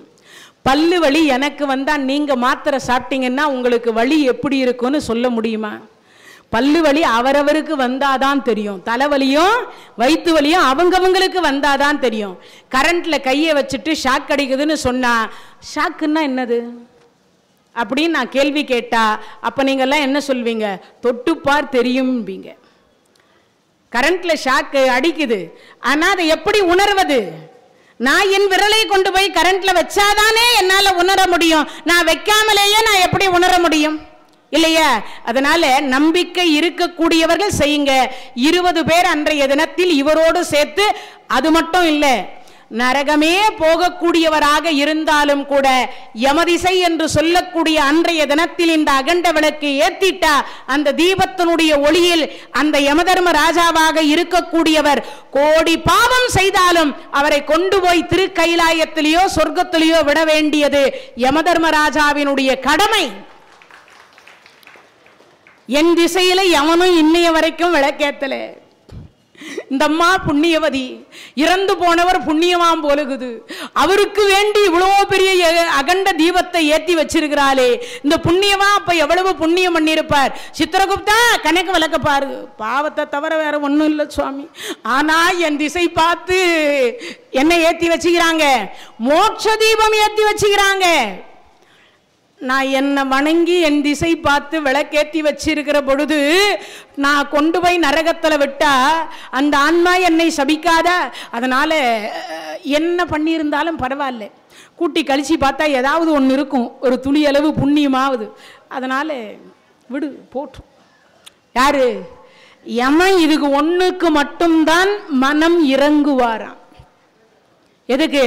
மோட்ச தீபத்திற்கு மட்டும்தான் மனம் இறங்குவார். அதனால இதெல்லாம் நினைவு வச்சுக்கோங்க. ஆமாம், இந்த காதில் கேட்டோம், இந்த காதில் விட்டோம் அப்படின்னெல்லாம் இருக்காதீங்க. உங்கள் இல்லத்தில் அதே மாதிரி வருஷத்திற்கு இந்த வருட திதி வரும் இல்லையா, அன்றைக்கும் இதை செய்யலாமா? முதல் வருட திதியில இதை செய்யலாம். ஒருவேளை 16வது நாள் செய்ய முடியாதவர்கள், ஒருவேளை வருட திதி வந்தால் ஒரு முதல் வருடத்துல தான் செய்யணும், வருஷம் இல்லை, முதல் வருடமாக இருந்தால் இந்த மோட்ச தீபத்தை ஏற்றலாம்னு ஆகம விதிகள்ல சொல்லப்படுகிறது. அதனால இந்த மோட்ச தீபம் ஒருவேளை இதெல்லாம் எதுவுமே இல்லை அப்படின்னா, ஆடி அமாவாசை அன்றைய தினத்தில் போய் திருக்குற்றாலநாதர் ஈஸ்வரனுடைய ஆலயத்தில் போய் அங்க 10,008 தீபம் ஏற்றுவாங்க. இறந்த ஆன்மாக்கள் சாந்தி அடைந்து சொர்க்கம் என்று சொல்லக்கூடியதும் திருக்கைலாயம் என்று சொல்லக்கூடிய பதவியை தரக்கூடிய ஒரு தீபம் விசேஷமா வேற எந்த சிவாலயத்திலையும் கிடையாது. இந்த ஒரு ஆலயத்தில் மட்டும் அது உண்டு. இந்த ஒரு ஆலயத்தில் மட்டும்தான் 10,008 விளக்கு ஏற்றுவாங்களாம். அதே மாதிரி மோட்ச தீபத்துக்கு உரிய சிறப்பு தெரிஞ்சுக்கிட்டீங்க. இதெல்லாம் நினைவில் வச்சுக்கோங்க. நவராத்திரி 10 நாள் திருவிழா கொண்டாடுவாங்க, எல்லா கோயிலுமே கொண்டாடுவது போல. அதே மாதிரி இங்குள்ள முருகப்பெருமான் அப்படின்னு சொல்லக்கூடிய முருகப்பெருமான் திருச்செந்தூர் ஆலயத்தில் இருக்கக்கூடிய முருகப்பெருமான் எப்படி கையில் மலர் வைத்து பூஜாமூர்த்தியாக இருப்பாரோ அதே மாதிரிதான் திருக்குற்றாலநாதர் கோயிலையும் பூஜாமூர்த்தியாக இருக்கின்றார். முருகப்பெருமானே அகத்தியரோடு சேர்ந்து உள்ள இருக்கக்கூடிய சிவலிங்க சொரூபமாக இருக்கக்கூடிய யாரு? மாமாவாக இருந்தவரை அப்பாவாக மாற்றிய பொழுது அகத்தியர் எப்படி பூஜித்தாரோ அதே மாதிரி முருகப்பெருமான், அங்க இருக்கக்கூடிய இளஞ்சி முருகப்பெருமான் அந்த திருக்குற்றாலநாதரை பூஜை செய்திருக்கிறாராம். அப்பேற்பட்ட சிறப்புக்கு உரிய ஒரு தலம். அதனால தை மக நட்சத்திரம் அன்றைய தினத்தில் இளஞ்சியிலிருந்து முருகப்பெருமானை கொண்டு வந்து பூஜை செய்து நேருக்கு நேர் முருகப்பெருமானுக்கு கல்யாண கோல காட்சியை காண்பிப்பாராம் சிவபெருமான். அகத்தியரும் முருகரும் ஒன்னா பார்ப்பாங்களாம் ஒரு சேர. அப்படிப்பட்டது தை மாசம் மக நட்சத்திரம் அன்றைய தினத்தில் முருகப்பெருமானோடு சேர்த்து கல்யாணம் முடிஞ்சது, கோல காட்சி முடிந்ததுமே தெப்ப திருவிழா அப்படின்னு சொல்லக்கூடியது தை மாசம் மக நட்சத்திர அன்றைய தினத்துல அங்க இருக்க. அதனால இந்த சிறப்புகளோடு இல்லாம இதே இன்னொரு சிறப்பு இருக்கு. அர்ஜுன பெருமான் ரொம்ப ரொம்ப சிறப்புக்கு உரிய பெருமான். யார் அவரு? அர்ஜுனர். தீர்த்த யாத்திரைக்கு போயிருக்கிறார். உங்களுக்கு எல்லாருக்கும் அந்த கதை அடுத்த தலமே அந்த தலம்தான். எது? அசினாபுரம். மகாபாரதம் நிகழ்ந்த தலம். அடுத்த தலம் அதுதான் வருது. இறைவனுடைய கருணையினால் தீர்த்த யாத்திரைக்கு அர்ஜுன பெருமான் சென்ற பொழுது அவர் வைத்துக் கொண்டிருந்த சிவலிங்கம் என்று சொல்லக்கூடியது தொலைஞ்சு போச்சு. காத்தாலையும் சாயங்காலமும் 2 வேளையும் சிவபூஜை செய்வார். யாரு? அர்ஜுன பெருமான். பாண்டவர்கள் 5வரும் சிவபூஜை செய்தவர்கள். அவர்கள் விஷ்ணு பக்தர் அல்ல. விஷ்ணு பக்தர் யாருன்னு கேட்டீங்கன்னா கர்ணன் என்று சொல்லக்கூடியவன் தான் விஷ்ணு பக்தர். பாண்டவர்கள் சிவபக்தர்கள். சிவபூஜை பண்ணாம உண்ணவும் மாட்டாங்க, உறங்கவும் மாட்டாங்க, 2 வேளையும் செய்யவே மாட்டாங்க. அப்பேற்பட்ட ஒரு சிறப்புக்குரிய அர்ஜுன பெருமானாக இருக்கக்கூடியவர் அவருடைய சிவலிங்கம் காசிக்கு போன இடத்துல தொலைஞ்சு போச்சு. உலகம் முழுவதும் தேடினாராம், எங்கேயும் கிடைக்கல. திருக்குற்றாலநாதர் அப்படின்னு சொல்லக்கூடிய தலத்தை அர்ஜுன பெருமான் தரிசித்திருக்கிறார். பாரதம் நடந்து முடிஞ்சு எத்தனை வருஷம் ஆச்சு? 5000 ஆண்டு காலம் ஆகிறது. எவ்வளவு? 5000 வருஷம் ஆகுது பாரதம் முடிஞ்சு. அந்த 5000 ஆண்டு காலத்திற்கு முன்னதாகவே திருக்குற்றாலநாதர் இருந்திருக்கிறார்னு அர்த்தம். அப்போ அந்த அர்ஜுன பெருமானாக இருக்கக்கூடியவர் குற்றாலநாதரை வணங்குகிற பொழுது பார்த்தீங்கன்னா அங்கு ஒரு பெட்டி இருந்ததா அவர் முன்னாடி. அதை திறந்து பார்த்த பொழுது அவர் வைத்து வழிபாடு செய்த சிவலிங்கம் அந்த பெட்டிக்குள் இருந்தது. எங்கேயோ தொலைச்சி எங்க கிடைச்சது? திருக்குற்றாலத்தில் கிடைச்சது. அந்த திருக்குற்றாலம் என்று சொல்லக்கூடியதை அவர் பூஜை பண்ணிட்டு பார்த்தார். ஒருவேளை அது என்கிட்டயே இருக்கணும்னு இருந்திருந்தா அது தொலைந்திருக்காது. அந்த காசியில நான் பூஜை பண்ண லிங்கம் திருக்குற்றாலத்திற்கு வந்திருக்குன்னா நான் பூஜித்த இறைவன் இந்த திருக்குற்றாலத்திற்கு இங்கேயே தங்க வேண்டும் என்று அவர் நினைத்தார் போலும் அப்படின்னு அந்த பூஜையை முடித்துவிட்டு என் நினைவாக இந்த சிவலிங்கம் அர்ஜுன சிவலிங்கம்னு இங்கேயே இருக்கட்டும்னு அவரு பேர்லயே ஒரு சிவலிங்கம் இருக்கு. அர்ஜுன பெருமான் பூஜித்த சிவலிங்கம் இன்னைக்கும் அங்க இருக்கு. கேட்டீங்கன்னா அந்த குற்றாலநாதர் ஈஸ்வரனுடைய பக்கத்துல அங்கேயே அதே கோயில் உள்ளறையே பிரகாத்தனுடைய அர்ஜுன பெருமான் பூஜை செய்த சிவலிங்கத்தையும் நாமும் பூஜிக்க முடியும். அப்படிப்பட்ட ஒரு சிறப்புக்கு உரிய ஒரு தலமாக இருக்கு. இன்னொரு விஷயம் என்னன்னா, இதை யாரெல்லாம் பாடி இருக்கா? குற்றாலத்தினுடைய தல புராணத்தில் சொல்லக்கூடியது, வற்றாத வட அருவி படிந்து சங்க வீதிதனில் வலம் கொண்டு ஏகி பற்றாத பிறந்தண்ணில் ஏகி பரமனையும் தேவியையும் பணிந்து போற்றி கற்றார்கள் உடன் கூடி கண்ணுதலான் பாடி கடிகை பொழுது குற்றாலத்தில் இருந்தால் கற்பகோடி காலம் கையிலையில் இடம் பிடிக்கலாம். புரியல இன்னும்?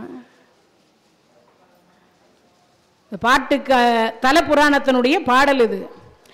வற்றாத வட அருவி, 5 அருவி இருக்குது அங்க. அதுல வற்றாத வட அருவின்னு சொல்லக்கூடிய வட அருவியில் நீராடி படிந்து நீராடி சங்க வீதிதனில் சங்கு போன்று அமைந்திருக்கக்கூடிய அந்த கோயிலுடைய வீதிதனில் வலம் அந்த கோயிலை வலம் வரணும். வெளிப்பிரகாரம், உள்பிரகாரம் அல்ல, வெளிப்பிரகாரத்தை சங்கு வடிவத்தில் இருக்கக்கூடிய வெளிப்பிரகாரத்தை ஏகி பற்றாத பிறந்தண்ணில் இந்த பிறந்திருக்கக்கூடிய பூமி தண்ணில் ஏகி பரமனையும் தேவியையும் பணிந்து போற்றி. என்ன சொல்லணும்? குற்றாலயம் கூத்தா போற்றி, கோகடி மேவிய பரனே போற்றி அப்படின்னு சொல்லிட்டு தென்னாடுடைய சிவனே போற்றி, எந்நாட்டவர்க்கும் இறைவா போற்றின்னு சொல்லிட்டு அப்படி சொல்லி முடிச்சிட்டே அப்படி வருகிற பொழுது கற்றார்கள் உடன் கூடி, கற்றார்கள் உடன் கூடி, படிச்சவங்கெல்லாம் ஒன்று கூடி அந்த சிவபெருமான ஒரே ஒரு பாட்டு பாடணுமா. என்ன பாட்டு? எது தெரியுமோ? உலகெல்லாம் உணர்ந்து ஓதுதற்கரியவன் நிலவுலாவிய நீர்மலி வேணியன் அழகில் ஜோதியன் அம்பலத்து ஆடுவான் மலர் சிலம்படி வாழ்த்தி வணங்குவான். சொல்லுங்க. இல்லக விளக்கது இருள் கெடுப்பது, சொல்லக விளக்கது ஜோதி உள்ளது, பல்லக விளக்கது பலரும் காண்பது, நல்லக விளக்கது நமச்சிவாயவே. சொல்லுங்க. காதலாகி கசிந்து கண்ணீர் மல்கி ஓதுவார் தமை நன்னறி குய்ப்பதும் வேதம் நான்கினும் மெய்ப்பொருள் ஆவதும் நாதன் நாமம் நமச்சிவாயவே. சொல்லுங்க. பெற்ற தாய் தனை மகமறந்தாலும் பிள்ளையை பெறும் தாய் மறந்தாலும், உற்ற தேகத்தை உயிர் மறந்தாலும், உயிரை மேவிய உடல் மறந்தாலும், கற்ற நெஞ்சகம் கலை மறந்தாலும், கண்கள் நின்று இமைப்பது மறந்தாலும், நற்றவத்துரு உள்ளிருந்தோங்கும் நமச்சிவாயத்தை நான் மறவேனே. ஆத்தாலை எங்கள் அபிராம வள்ளியை அண்டமெல்லாம் பூத்தாலை மாதுளம் போ நிறத்தாலை புவியடங்கு காத்தாலை அங்கையில் பாசாங்குசுமும் கரும்பும் விண்ணும் சேர்த்தாலை முக்கண்ணியை தொடுவார்க்கு ஒரு தீங்கும் இல்லையே. சொல்லுங்க. ஒண்ணுமே தெரியலன்னாலும் தென்னாருடைய சிவனே போற்றி, எந்நாட்டவர்க்கும் இது தெரிஞ்சா போதுங்க, உலகத்தையே வித்துட்டு வந்துடலாம். இது தெரிஞ்சா போதும், உலகத்தையே வித்துட்டு வந்துடலாம். அப்பேற்பட்ட ஒரு சிறப்பு. அதை சொல்றதுக்கு என்னது? பரமனையும் தேவியையும் பணிந்து போற்றி கற்றார்கள் ஒன்று கூடி கண்ணுதலால், கண்ணார பார்க்கணுமாம், பார்த்துட்டு பாடி கடிகை அப்படின்னு சொல்லக்கூடிய பொழுது குற்றாலத்தில் எவர் இருந்தால் கற்பகோடி காலம். கற்பகோடி காலம்னா தெரியுமா? கோடிக்கு அடுத்து என்ன வரும்? கோடிக்கு அடுத்து கணக்கில் என்ன வரும்? நாங்கள்லாம் அவ்வளவு படிக்கல மேடம். 10 கோடி, 100 கோடி, 1000 கோடி, அதுக்கப்புறம் என்ன வந்துடும்? மில்லியன் அப்படின்னு சொல்லக்கூடியது மில்லியன் வந்துடும். அப்புறம் பில்லியன் அப்படின்னு சொல்லக்கூடியது வந்துடும். அதில் 100 மில்லியன் ஆண்டு காலம் கைலாயத்தில் இடம் கிடைக்கக்கூடிய ஒரே ஒரு தலம் எதுன்னா திருக்குற்றாலம்.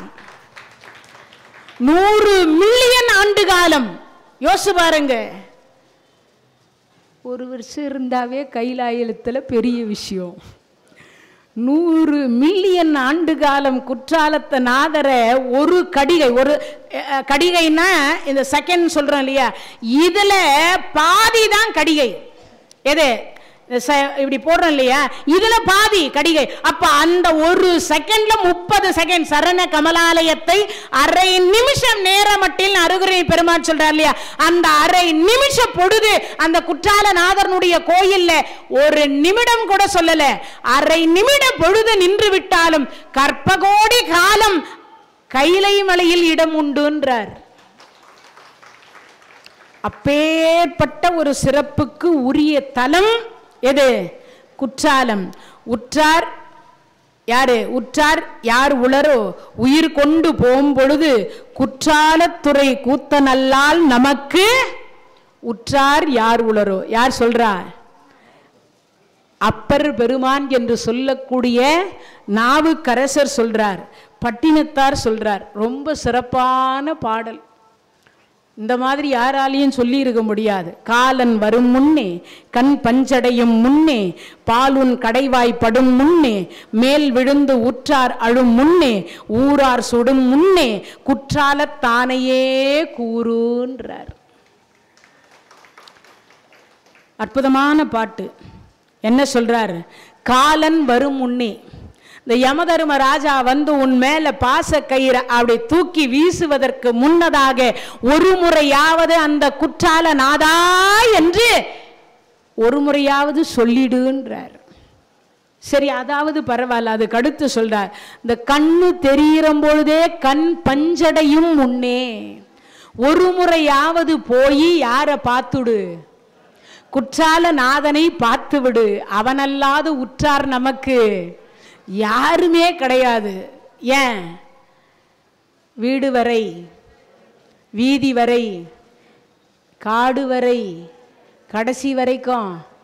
ஐயே ஏங்க அப்படி சொல்லிட்டீங்க? கார்ணீஸ்வரர் வர்றாருங்க. அவருக்கு பேரே சுடலை ஆண்டின்ற பேர் உண்டு இல்லையா? சுடுகாட்டுல யார் இருக்கா? என் குழந்தை என்று சொல்லக்கூடிய எவ்வளவோ துன்பங்கள் என்று சொல்லக்கூடிய அத்தனை துன்பங்களையும் இல்லறம் என்கின்ற ஒன்றில் அனுபவித்து விட்டு அரிய ஒரு பிறவி கிடைத்திருந்தாலும் என் குழந்தை என்று சொல்லக்கூடியது அவன் ஏதோ ஒரு ஜென்மத்தில் செய்த பாவ வினைக்காக அந்த குழந்தை இவ்வளவு துன்பங்களையும் அனுபவிச்சுட்டு நிம்மதியா இங்க வந்து உறங்க வருகின்றானே, அந்த குழந்தையை யாரும் அப்பா அம்மா அண்ணன் தம்பி உற்றார் உறவினர்கள் தாத்தா பாட்டி யாரும் இங்க வரவேற்பதற்கு ஆள் இல்ல. நீ ஒன்னும் கவலைப்படாத குழந்தை, அம்மையப்பன் நான் இருக்கின்றேன் உன்னை தாளாட்டுவதற்கு சீராட்டுவதற்கு. உலகத்துல எவருங்க சொல்வாங்க? உலகத்துல யாராவது சொல்ல முடியுமா? யோசி பாருங்க. என் குழந்தை குற்றமே குணமாக கொள்ளினும் குற்றத்தை கூட சிவபெருமான் என் குழந்தையினுடைய குணம் என்று சொல்லிக் கொண்டு அதனால சுடுகாட்டுல தவம் இருக்கிறாராம். என் குழந்தை வருவான், என் குழந்தை வருவா. அந்த குழந்தை ஏற்கனவே ரொம்ப துன்பப்பட்டு விட்டது. அந்த குழந்தைக்கு விடிவு காலம் இந்த சுடுகாடு. இங்கே வந்தாவது அந்த குழந்தை என்னுடைய ஆதரவில், என் பார்வையில், என் மடி மீது என்னோடு சேர்த்து அந்த குழந்தை இருக்கட்டும் என்று இறுக அணைத்து நான் இருக்கின்றேன், உனக்கு பயம் வேண்டாம் என்று சுடுகாட்டில் ஆதரவு கொடுத்து கொண்டிருக்கக்கூடிய ஒரு பெருமான் என்றால் அந்த பெருமான் தாங்க யாரு? சுடலையாண்டி என்று சொல்லக்கூடிய சிவபெருமான். கூட யாரும் வர்றாங்க வரல அதெல்லாம் வேற. ஆனா யார் இருக்கா? சிவபெருமான் இருக்கிறார். அதனாலதான் இங்க சொல்றார் என்னென்ன, காலன் வரும் முன்னே கண் பஞ்சடையும் முன்னே பால் உன் கடைவாய் படும் முன்னே. இந்த உயிர் இழுத்துட்டு இருக்குமா, அப்பவோ இப்பவோ போகுமா. சில பேருக்கு அதுக்கும் பாக்கியம் கிடைக்காது. சில பேருக்கு என்ன கிடைக்காது? சாகும் பொழுது. ஏன்னு கேட்டா யோசிச்சு பாருங்க, சில பேருக்கு உயிர் போகும் பொழுது அப்பா இருக்கிறாங்களா, அம்மா இருக்கிறாங்களா, அண்ணன் தம்பிங்க இருக்கிறாங்களா, உற்றார் இருக்கிறாங்களா, மனைவி இருக்காங்களா, மக்கள் இருக்கிறாங்களா? யாருமே இல்லாத இடத்துல உயிர் போச்சுன்னா என்ன பண்ண முடியும்? ஆனா அதனாலயோ என்னமோ தெரியல, நம்ம சிவபெருமான் பாலுக்கு பாலகன் வேண்டி அழுதிட பார்க்கடலையே கொடுத்த பெருமான். இந்த ஜென்மத்துக்கு மட்டும் இல்லடா குழந்தை, உனக்கு ஜென்ம ஜென்மாந்தரத்துக்கும் நான் தரேன். ஏன்? என் தகுதி அப்படி. இந்த ஜென்மத்தில் உனக்கு தாய் கூட அழுதாதான் கொடுப்பா. நீ அழுவதற்கு முன்னதாகவே நான் கடலையே கொடுத்துடுறேன். ஏன்? ஜென்ம ஜென்மாந்தரத்துக்கும் வச்சுக்கோ. எங்க அப்பா சிவபெருமான் இருக்கான்னு எனக்கு கொடுத்துட்டான், நீ ஒன்னும் கவலைப்படாதேன்னு சொல்லக்கூடிய ஒரு பெருமான் அப்படின்னா அது சிவபெருமான் அல்லவா? அதனாலதான் இங்க சொல்றார், காலன் வரும் முன்னே கண் பஞ்சடையும் முன்னே. இந்த கண் கெட்டதுக்கு அப்புறம் சூரிய நமஸ்காரம்னு ஒன்று பண்றதை காட்டிலும் உயிரோடு இருக்கின்ற பொழுதே இன்னும் எளிமையா யார் சொல்றார்? நம்மாழ்வார் ஒரு பாடல்ல சொல்றார், துப்புடையாரை அடைவதெல்லாம் சோர்விடத்து துணையாவர் என்றோ ஒப்பிலேன் ஆகினும் நின்னடைந்தேன் ஆனைக்கு நீ அருள் செய்தமையால் ஏய்ப்பு வந்து என்னை நலியும் பொழுது அங்கேதும் நான் உன்னை நினைக்க மாட்டேன், அப்போதைக்கு இப்போதே சொல்லி வைத்தேன் அரங்கத்தரவனை பள்ளியானே. அப்பனா என்ன அர்த்தம்? வயசாயிடுச்சுன்னா எனக்கு கண்ணு தெரியாது, காது கேட்காது, வாயால உன் திருநாமத்தை என்னால சொல்ல முடியாது, ஏன்னா பல்லு மொத்தம் விழுந்துரும். அப்ப நாராயணான்னு சொல்லுவனா இல்ல கோவிந்தான்னு சொல்ல கோயந்தா கோயந்தா கோயந்தா அப்பயும் ரசிப்பானா அந்த கோயந்தா? என்ன பல்லெல்லாம் கொட்டி போச்சு, வயசா இருந்தாலும் என் குழந்தை பாரு இப்பயும் மறக்காம என்னத்தான் சொல்றான்னு அப்பயும் ரசிப்பாங்க அந்த இறைவன். ரசிக்காமல்லாம் இருக்க மாட்டான். என்ன தப்பா சொல்றியேன்னு எல்லாம் விட்டுட்டு போக மாட்டான். அப்பயும் நான் துணை இருக்கின்றேன்னு சொல்லுவான். அதனால அப்போதைக்கு என்ன வயசாயிடுச்சுன்னா என்னால நடந்து வர முடியாது, கண்ணால பார்க்க முடியாது, அதனால நான் அப்போதைக்கு இப்பவே சொல்லிடுறேன். அதுக்கே ரெண்டு அர்த்தம், அப்போதைக்கு இப்போதே சொல்லி வைக்கிறேன்றது. அடுத்த ஒரு ஜென்மம் என்ன வாய்க்குன்னு எனக்கு தெரியாது, நான் பண்ற பாவம் என்னன்றது எனக்கு தெரியாது. அந்த பாவத்தின் பலனாக அடுத்த ஒரு ஜென்மத்துல நான் புழுவா பிறப்பேனா அல்லது பறவையா பிறப்பேனா, நாயா நரியா பிறப்பேனா, எதுவும் எனக்கு தெரியாது. இல்லையா? எல்லா பிறப்பும் பிறந்தழைத்தேன் எம்பெருமானே இத்தாவர சங்கமத்துள், உலகத்தில் இருக்கிற எல்லா பிறப்பும் பிறந்தழைச்சிட்டேன்னு மணிவாசக பெருமான் சொல்லுவதற்கு ஏற்றார் போல சொல்வாங்க இல்லையா? அதனால இந்த மனித பிறவி பட்டினத்தார் சொல்றார், காலன் வரும் முன்னே கண் பஞ்சடையும் முன்னே பாலுன் கடைவாய் படும் முன்னே. இந்த பால் ஊத்துறாங்க இல்லையா, செத்துட்டதுக்கு அப்புறம் சில பேர் வந்து ஊத்துவாங்க. ஏன்னா அவங்க உயிர் யார் மூலியமாக ஆன்மா அடிச்சுண்டே இருக்கும் அப்படிங்கிறதுக்காக, இறந்து போனாலும் பரவாயில்ல ஒரு துளி உங்க கையால ஒரு பால் விடுங்க, அந்த ஆன்மா உங்களை தான் தேடி கொண்டிருந்தது அப்படின்னு சொல்லுவாங்க. அதனால அந்த ஒரு துளி விடுறாங்க இல்லையா, அப்படி விடுவதற்கு முன்னாதாவது ஒரு செகண்ட் அந்த குற்றால கூத்தன் என்று சொல்லக்கூடிய அவனை நினைத்து விட்டால் முக்தி தருகின்றான்.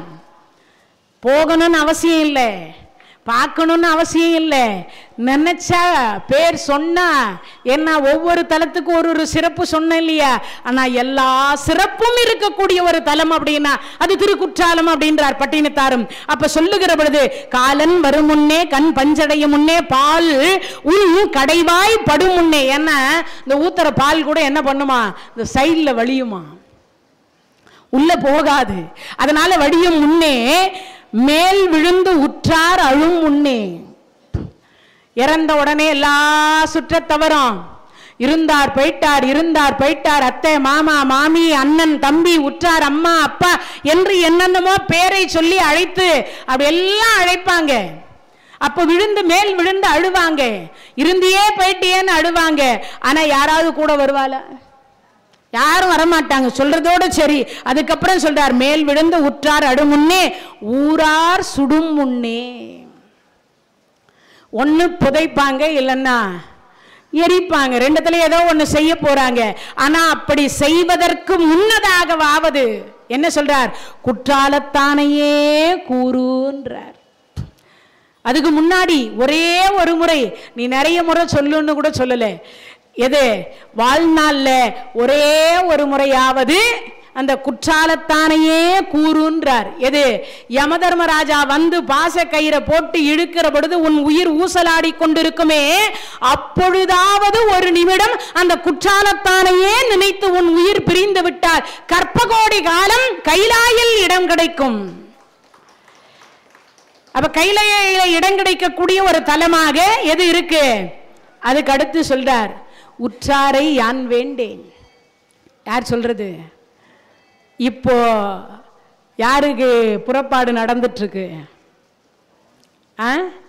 மாணிக்க வாசக பெருமான் சொல்றார், உற்றாரை யான் வேண்டேன், ஊர் வேண்டேன், பேர் வேண்டேன், கற்றாரை யான் வேண்டேர், கற்பனவும் இனி அமையும், குற்றாலத்து அமர்ந்து உறையும் கூத்தா, உன் கூரை கலர்க்கே கற்றாவின் மனம் போல கசிந்து உருக வேண்டுவனே.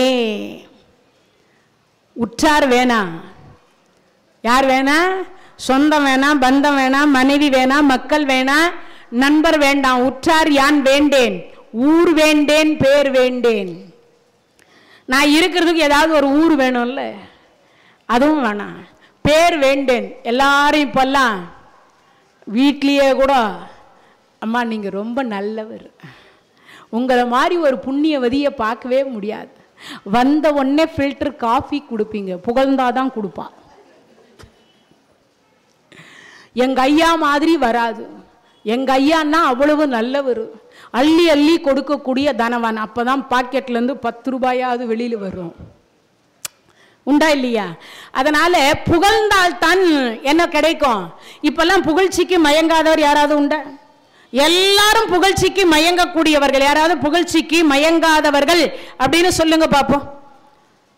யாரும் மயங்காதவர்கள் கிடையாது. அதுவும் இந்த ஆன்மா என்ன சொல்லுதான், பேர் சொன்னாவே அப்படியே சும்மா சிவபெருமான் நடனம் ஆடுற மாதிரி ஆடுமா. எது? இந்த மனசு.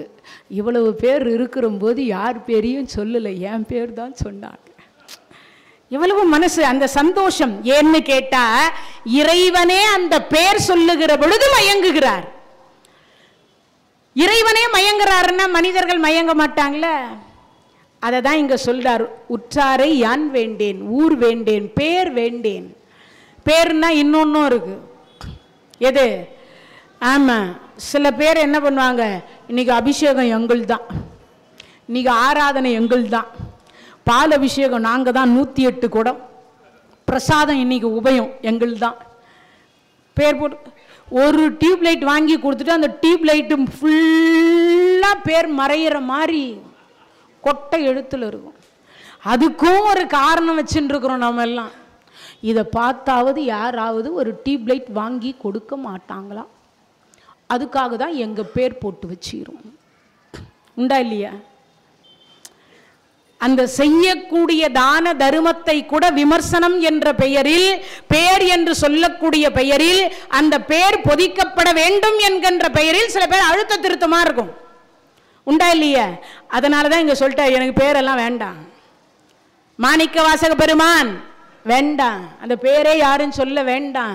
உன் பேர் சொன்னா எனக்கு மகிழ்ச்சி. யார் சொல்றது? மாணிக்க வாசக பெருமான். உற்றாரை யான் வேண்டேன், ஊர் வேண்டேன், பேர் வேண்டேன், கற்றாரை யான் வேண்டேன்ட்டார். படிச்சவங்க கூட எனக்கு வேண்டாம். ஏன்னு கேட்டா அந்த படிச்சவங்களோட சேர்ந்து கூட சில பேர் என்ன பண்றா, ஆண்டவன் கொடுத்த அறிவை வச்சுக்கிட்டு கடவுள் இல்லவே இல்லை, கடவுள் இருந்தா கண்ணுக்கு தெரிய மாட்டாரா, நான் தான் கடவுள்னு சில பேர் சொல்லிண்டாலேரா. உண்டா இல்லையா? நான் தான் கடவுள்னு சில பேர், எல்லாமே எனக்கு தெரியும் அப்படின்னு சில பேர். நான் எவ்வளவு படிச்சிருக்கேன் தெரியுமா சில பேர் நினைக்கிறாங்க. நான் இந்த குற்றாலத்து கதையை படிச்சிட்டதுக்கு அப்புறம் தான் நான்லாம் கடுகளவு தான் படிச்சுக்கிறேன்னு எனக்கே புரிஞ்சுது. இல்லை, படிக்க படிக்க படிக்க படிக்க படிக்க இவ்வளவு பொக்கிஷங்கள் நம்மளுடைய மதத்தில், நம்மளுடைய இறை புகழ் இவ்வளவு இருக்கின்றதா? இதை விட இன்னும் அதிகம் இருக்கு, அதுவே நமக்கு தெரியல. அதான் உண்மை. அப்போ அப்படிப்பட்ட பேரெல்லாம் எனக்கு வேண்டாம். கற்றாரை யான் வேண்டேன். ஏன்? படித்தவர்கள் அத்தனை பேரும் நல்லவரும் இல்லை, படித்தவர்கள் அத்தனை பேரும் உன்னை வணங்குறவங்களும் இல்லை. அதான் பிரச்சனையே. அங்க படித்தவர்கள் அத்தனை பேரும் இறைவனை வணங்குறாங்க. ஒருத்தன் சொல்றான், படிச்சுட்டு இருக்கிறதுல கொட்டை எழுத்துல போடுறான், இந்த அம்மா என்னம்மா கதை கதையா புழுகுறா பாரு. ஆமா. அதுக்கப்புறம் ஒருத்தன் சொல்றான், இந்த அம்மாவுக்கு வேலை வெட்டியே இருக்காது போல இருக்குது, எப்போ பார்த்தாலும் ஏதாவது ஒரு கேமராவில் உட்காந்துட்டு பேசிக்கிட்டே இருக்குது.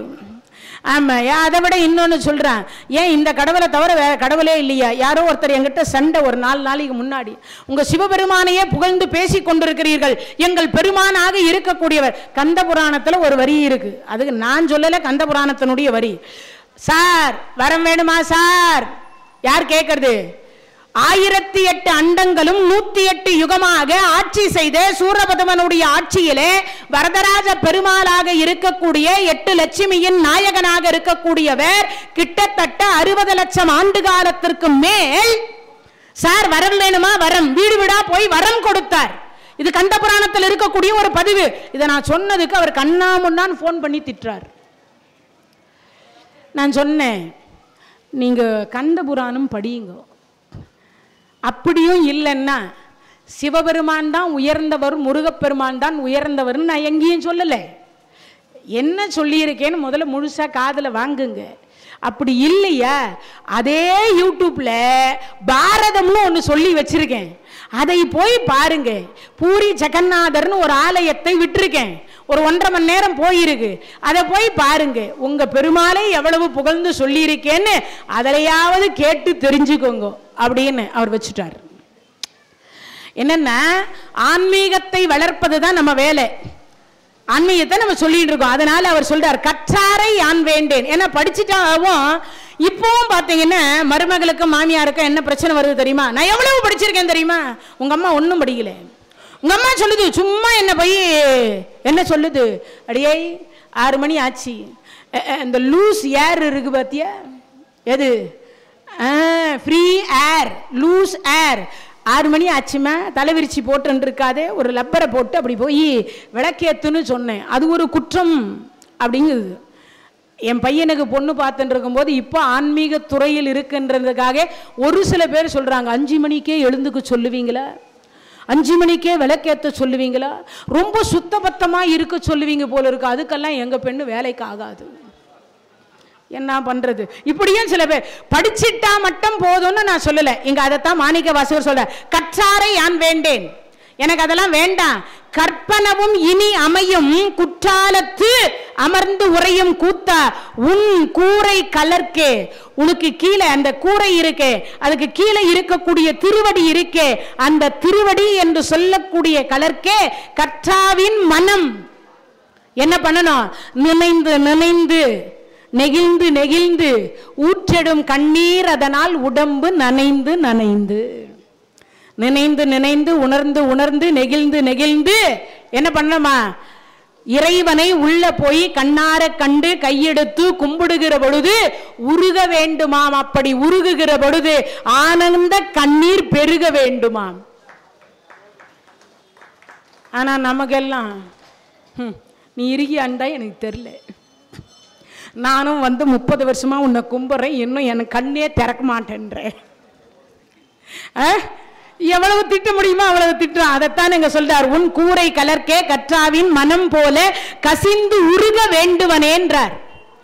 கசிந்து உருக வேண்டும் கேட்கிறார். அப்பேற்பட்ட ஒரு சிறப்புக்கு உரிய ஒரு தலம் திருக்குற்றாலம். அதனால ஒரு முறையாவது உருகி வேண்டுங்க என்ற, வேற ஒன்னும் சொல்ல. அடுத்து சொல்றார், இப்ப குற்றால நாதா குருகுரு நாதான்னு குறுக வச்சார் இல்லையா, இதனால அங்கிருக்கக்கூடிய சிவபெருமானுக்கு தலைவலி என்று சொல்லக்கூடிய தலைவலி உண்டாயிற்று. அதனால என்னாச்சுன்னா சிவபெருமானுக்கு ஜலதோஷம் என்று சொல்லக்கூடியது தலைவலி உண்டானதுனால காலை 9:30 மணிக்கு சந்தனம், இளநீர், பசும்பால் 42 விதமான மூலிகை பொருளை வேக வைத்து 90 நாள் கழித்து செக்கில் ஆட்டிய நல்லெண்ணெய் என்று சொல்லக்கூடிய அந்த நல்லெண்ணெயில அதை காய்ச்சி வடிச்சு அதை 9:30 மணிக்கு அந்த குற்றாலநாதருக்கு அபிஷேகம் பண்ணி சித்த பிரம்மை என்று சொல்லக்கூடிய பிடித்திருக்கக்கூடிய அத்தனை உலகத்தவர்களுக்கும் அதே மாதிரி பிறந்து பேச முடியாம மூல வளர்ச்சி இல்லாம இருக்கக்கூடிய அத்தனை பேருக்கும் இது பிரசாதமாக கொடுக்கக்கூடிய ஒரே ஒரு தலம் எதுன்னா திருக்குற்றாலம். சந்தனாதி தைலம்னு பேர். அதுக்கு என்ன பேரு? சந்தனாதி தைலம். கிட்டத்தட்ட 923 நோய்களை நீக்குமா அந்த தைலம். எவ்வளவு? நான் சொல்லல, எங்க தல புராணம் சொல்றாங்க. 923 நோயை தீர்க்க வல்ல ஒரு தைலம் அப்படின்னு சொல்லக்கூடியது அந்த தைலம். 9:30 மணிக்கு தினமும் இந்த அபிஷேகம் நடைபெறக்கூடிய ஒரு இடம். அது மட்டும் இல்ல, இரவு நேரத்தில் அர்த்ததாம பூஜையில் எந்த தலத்துக்கும் இல்லாத ஒரு சிறப்பு. கடுக்காய் கசாயம் என்று சொல்லக்கூடியது படைக்கக்கூடிய ஒரே ஒரு தலம் இந்த தலம். நெய்வேத்தியம் அங்க அர்த்தஜாம பூஜையில நெய்வேத்தியம் கடுக்காய் கசாயம் என்று சொல்லக்கூடியது கொடுக்கக்கூடிய ஒரு தலம். அதை முடிச்ச உடனே பிரசாதமாக விநியோகிக்கக்கூடிய ஒரு தலம் அப்படின்னா அது இந்த திருக்குற்றால நாதர் என்று சொல்லக்கூடிய தலம். 1000 நா படைத்த ஆதிசேஷனாலேயே இந்த குற்றால நாதர்னுடைய பெருமையை சொல்ல முடியாதுன்னா, அடியேன் படித்த மட்டில் குற்றால நாதரை நிறைவு செய்து நாளைய தினத்தில் அசினாபுரி என்று சொல்லக்கூடிய மகாபாரதம் நடந்த அந்த தலத்தை சிந்திப்போம் என்று கூறி இவ்வளவு நேரம் இந்த நிகழ்ச்சியை கேட்டுக்கொண்டிருந்த அனைத்து அடியார் பெருமக்களுக்கும் எல்லாம் வல்ல திருக்கார்ணீஸ்வரரும் சொர்ணாம்பிகையும் நோயற்ற வாழ்வும் குறைவற்ற செல்வத்தை தர வேண்டும் என்று சொல்லி பிரார்த்தித்துக் கொண்டு நாளைய தினத்தில் அசினாபுரம் என்று சொல்லக்கூடிய ஜெயந்தி பீடம் முக்தி நாயகி ஹரியானா என்று சொல்லக்கூடிய மாநிலத்தில் அமைந்திருக்கக்கூடிய அந்த தலத்தை பற்றி நாளைய தினத்தில் 30வது தலம் சக்தி பீடத்தில் சந்திப்போம் என்று கூறி விடைபெறுகின்றேன். நன்றி, வணக்கம். இந்த தகவல் உங்களுக்கு பிடிச்சிருந்தா லைக் பண்ணுங்க, உங்க ஃப்ரெண்ட்ஸுக்கு ஷேர் பண்ணுங்க, மறக்காம எங்க சேனலுக்கு சப்ஸ்கிரைப் பண்ணுங்க.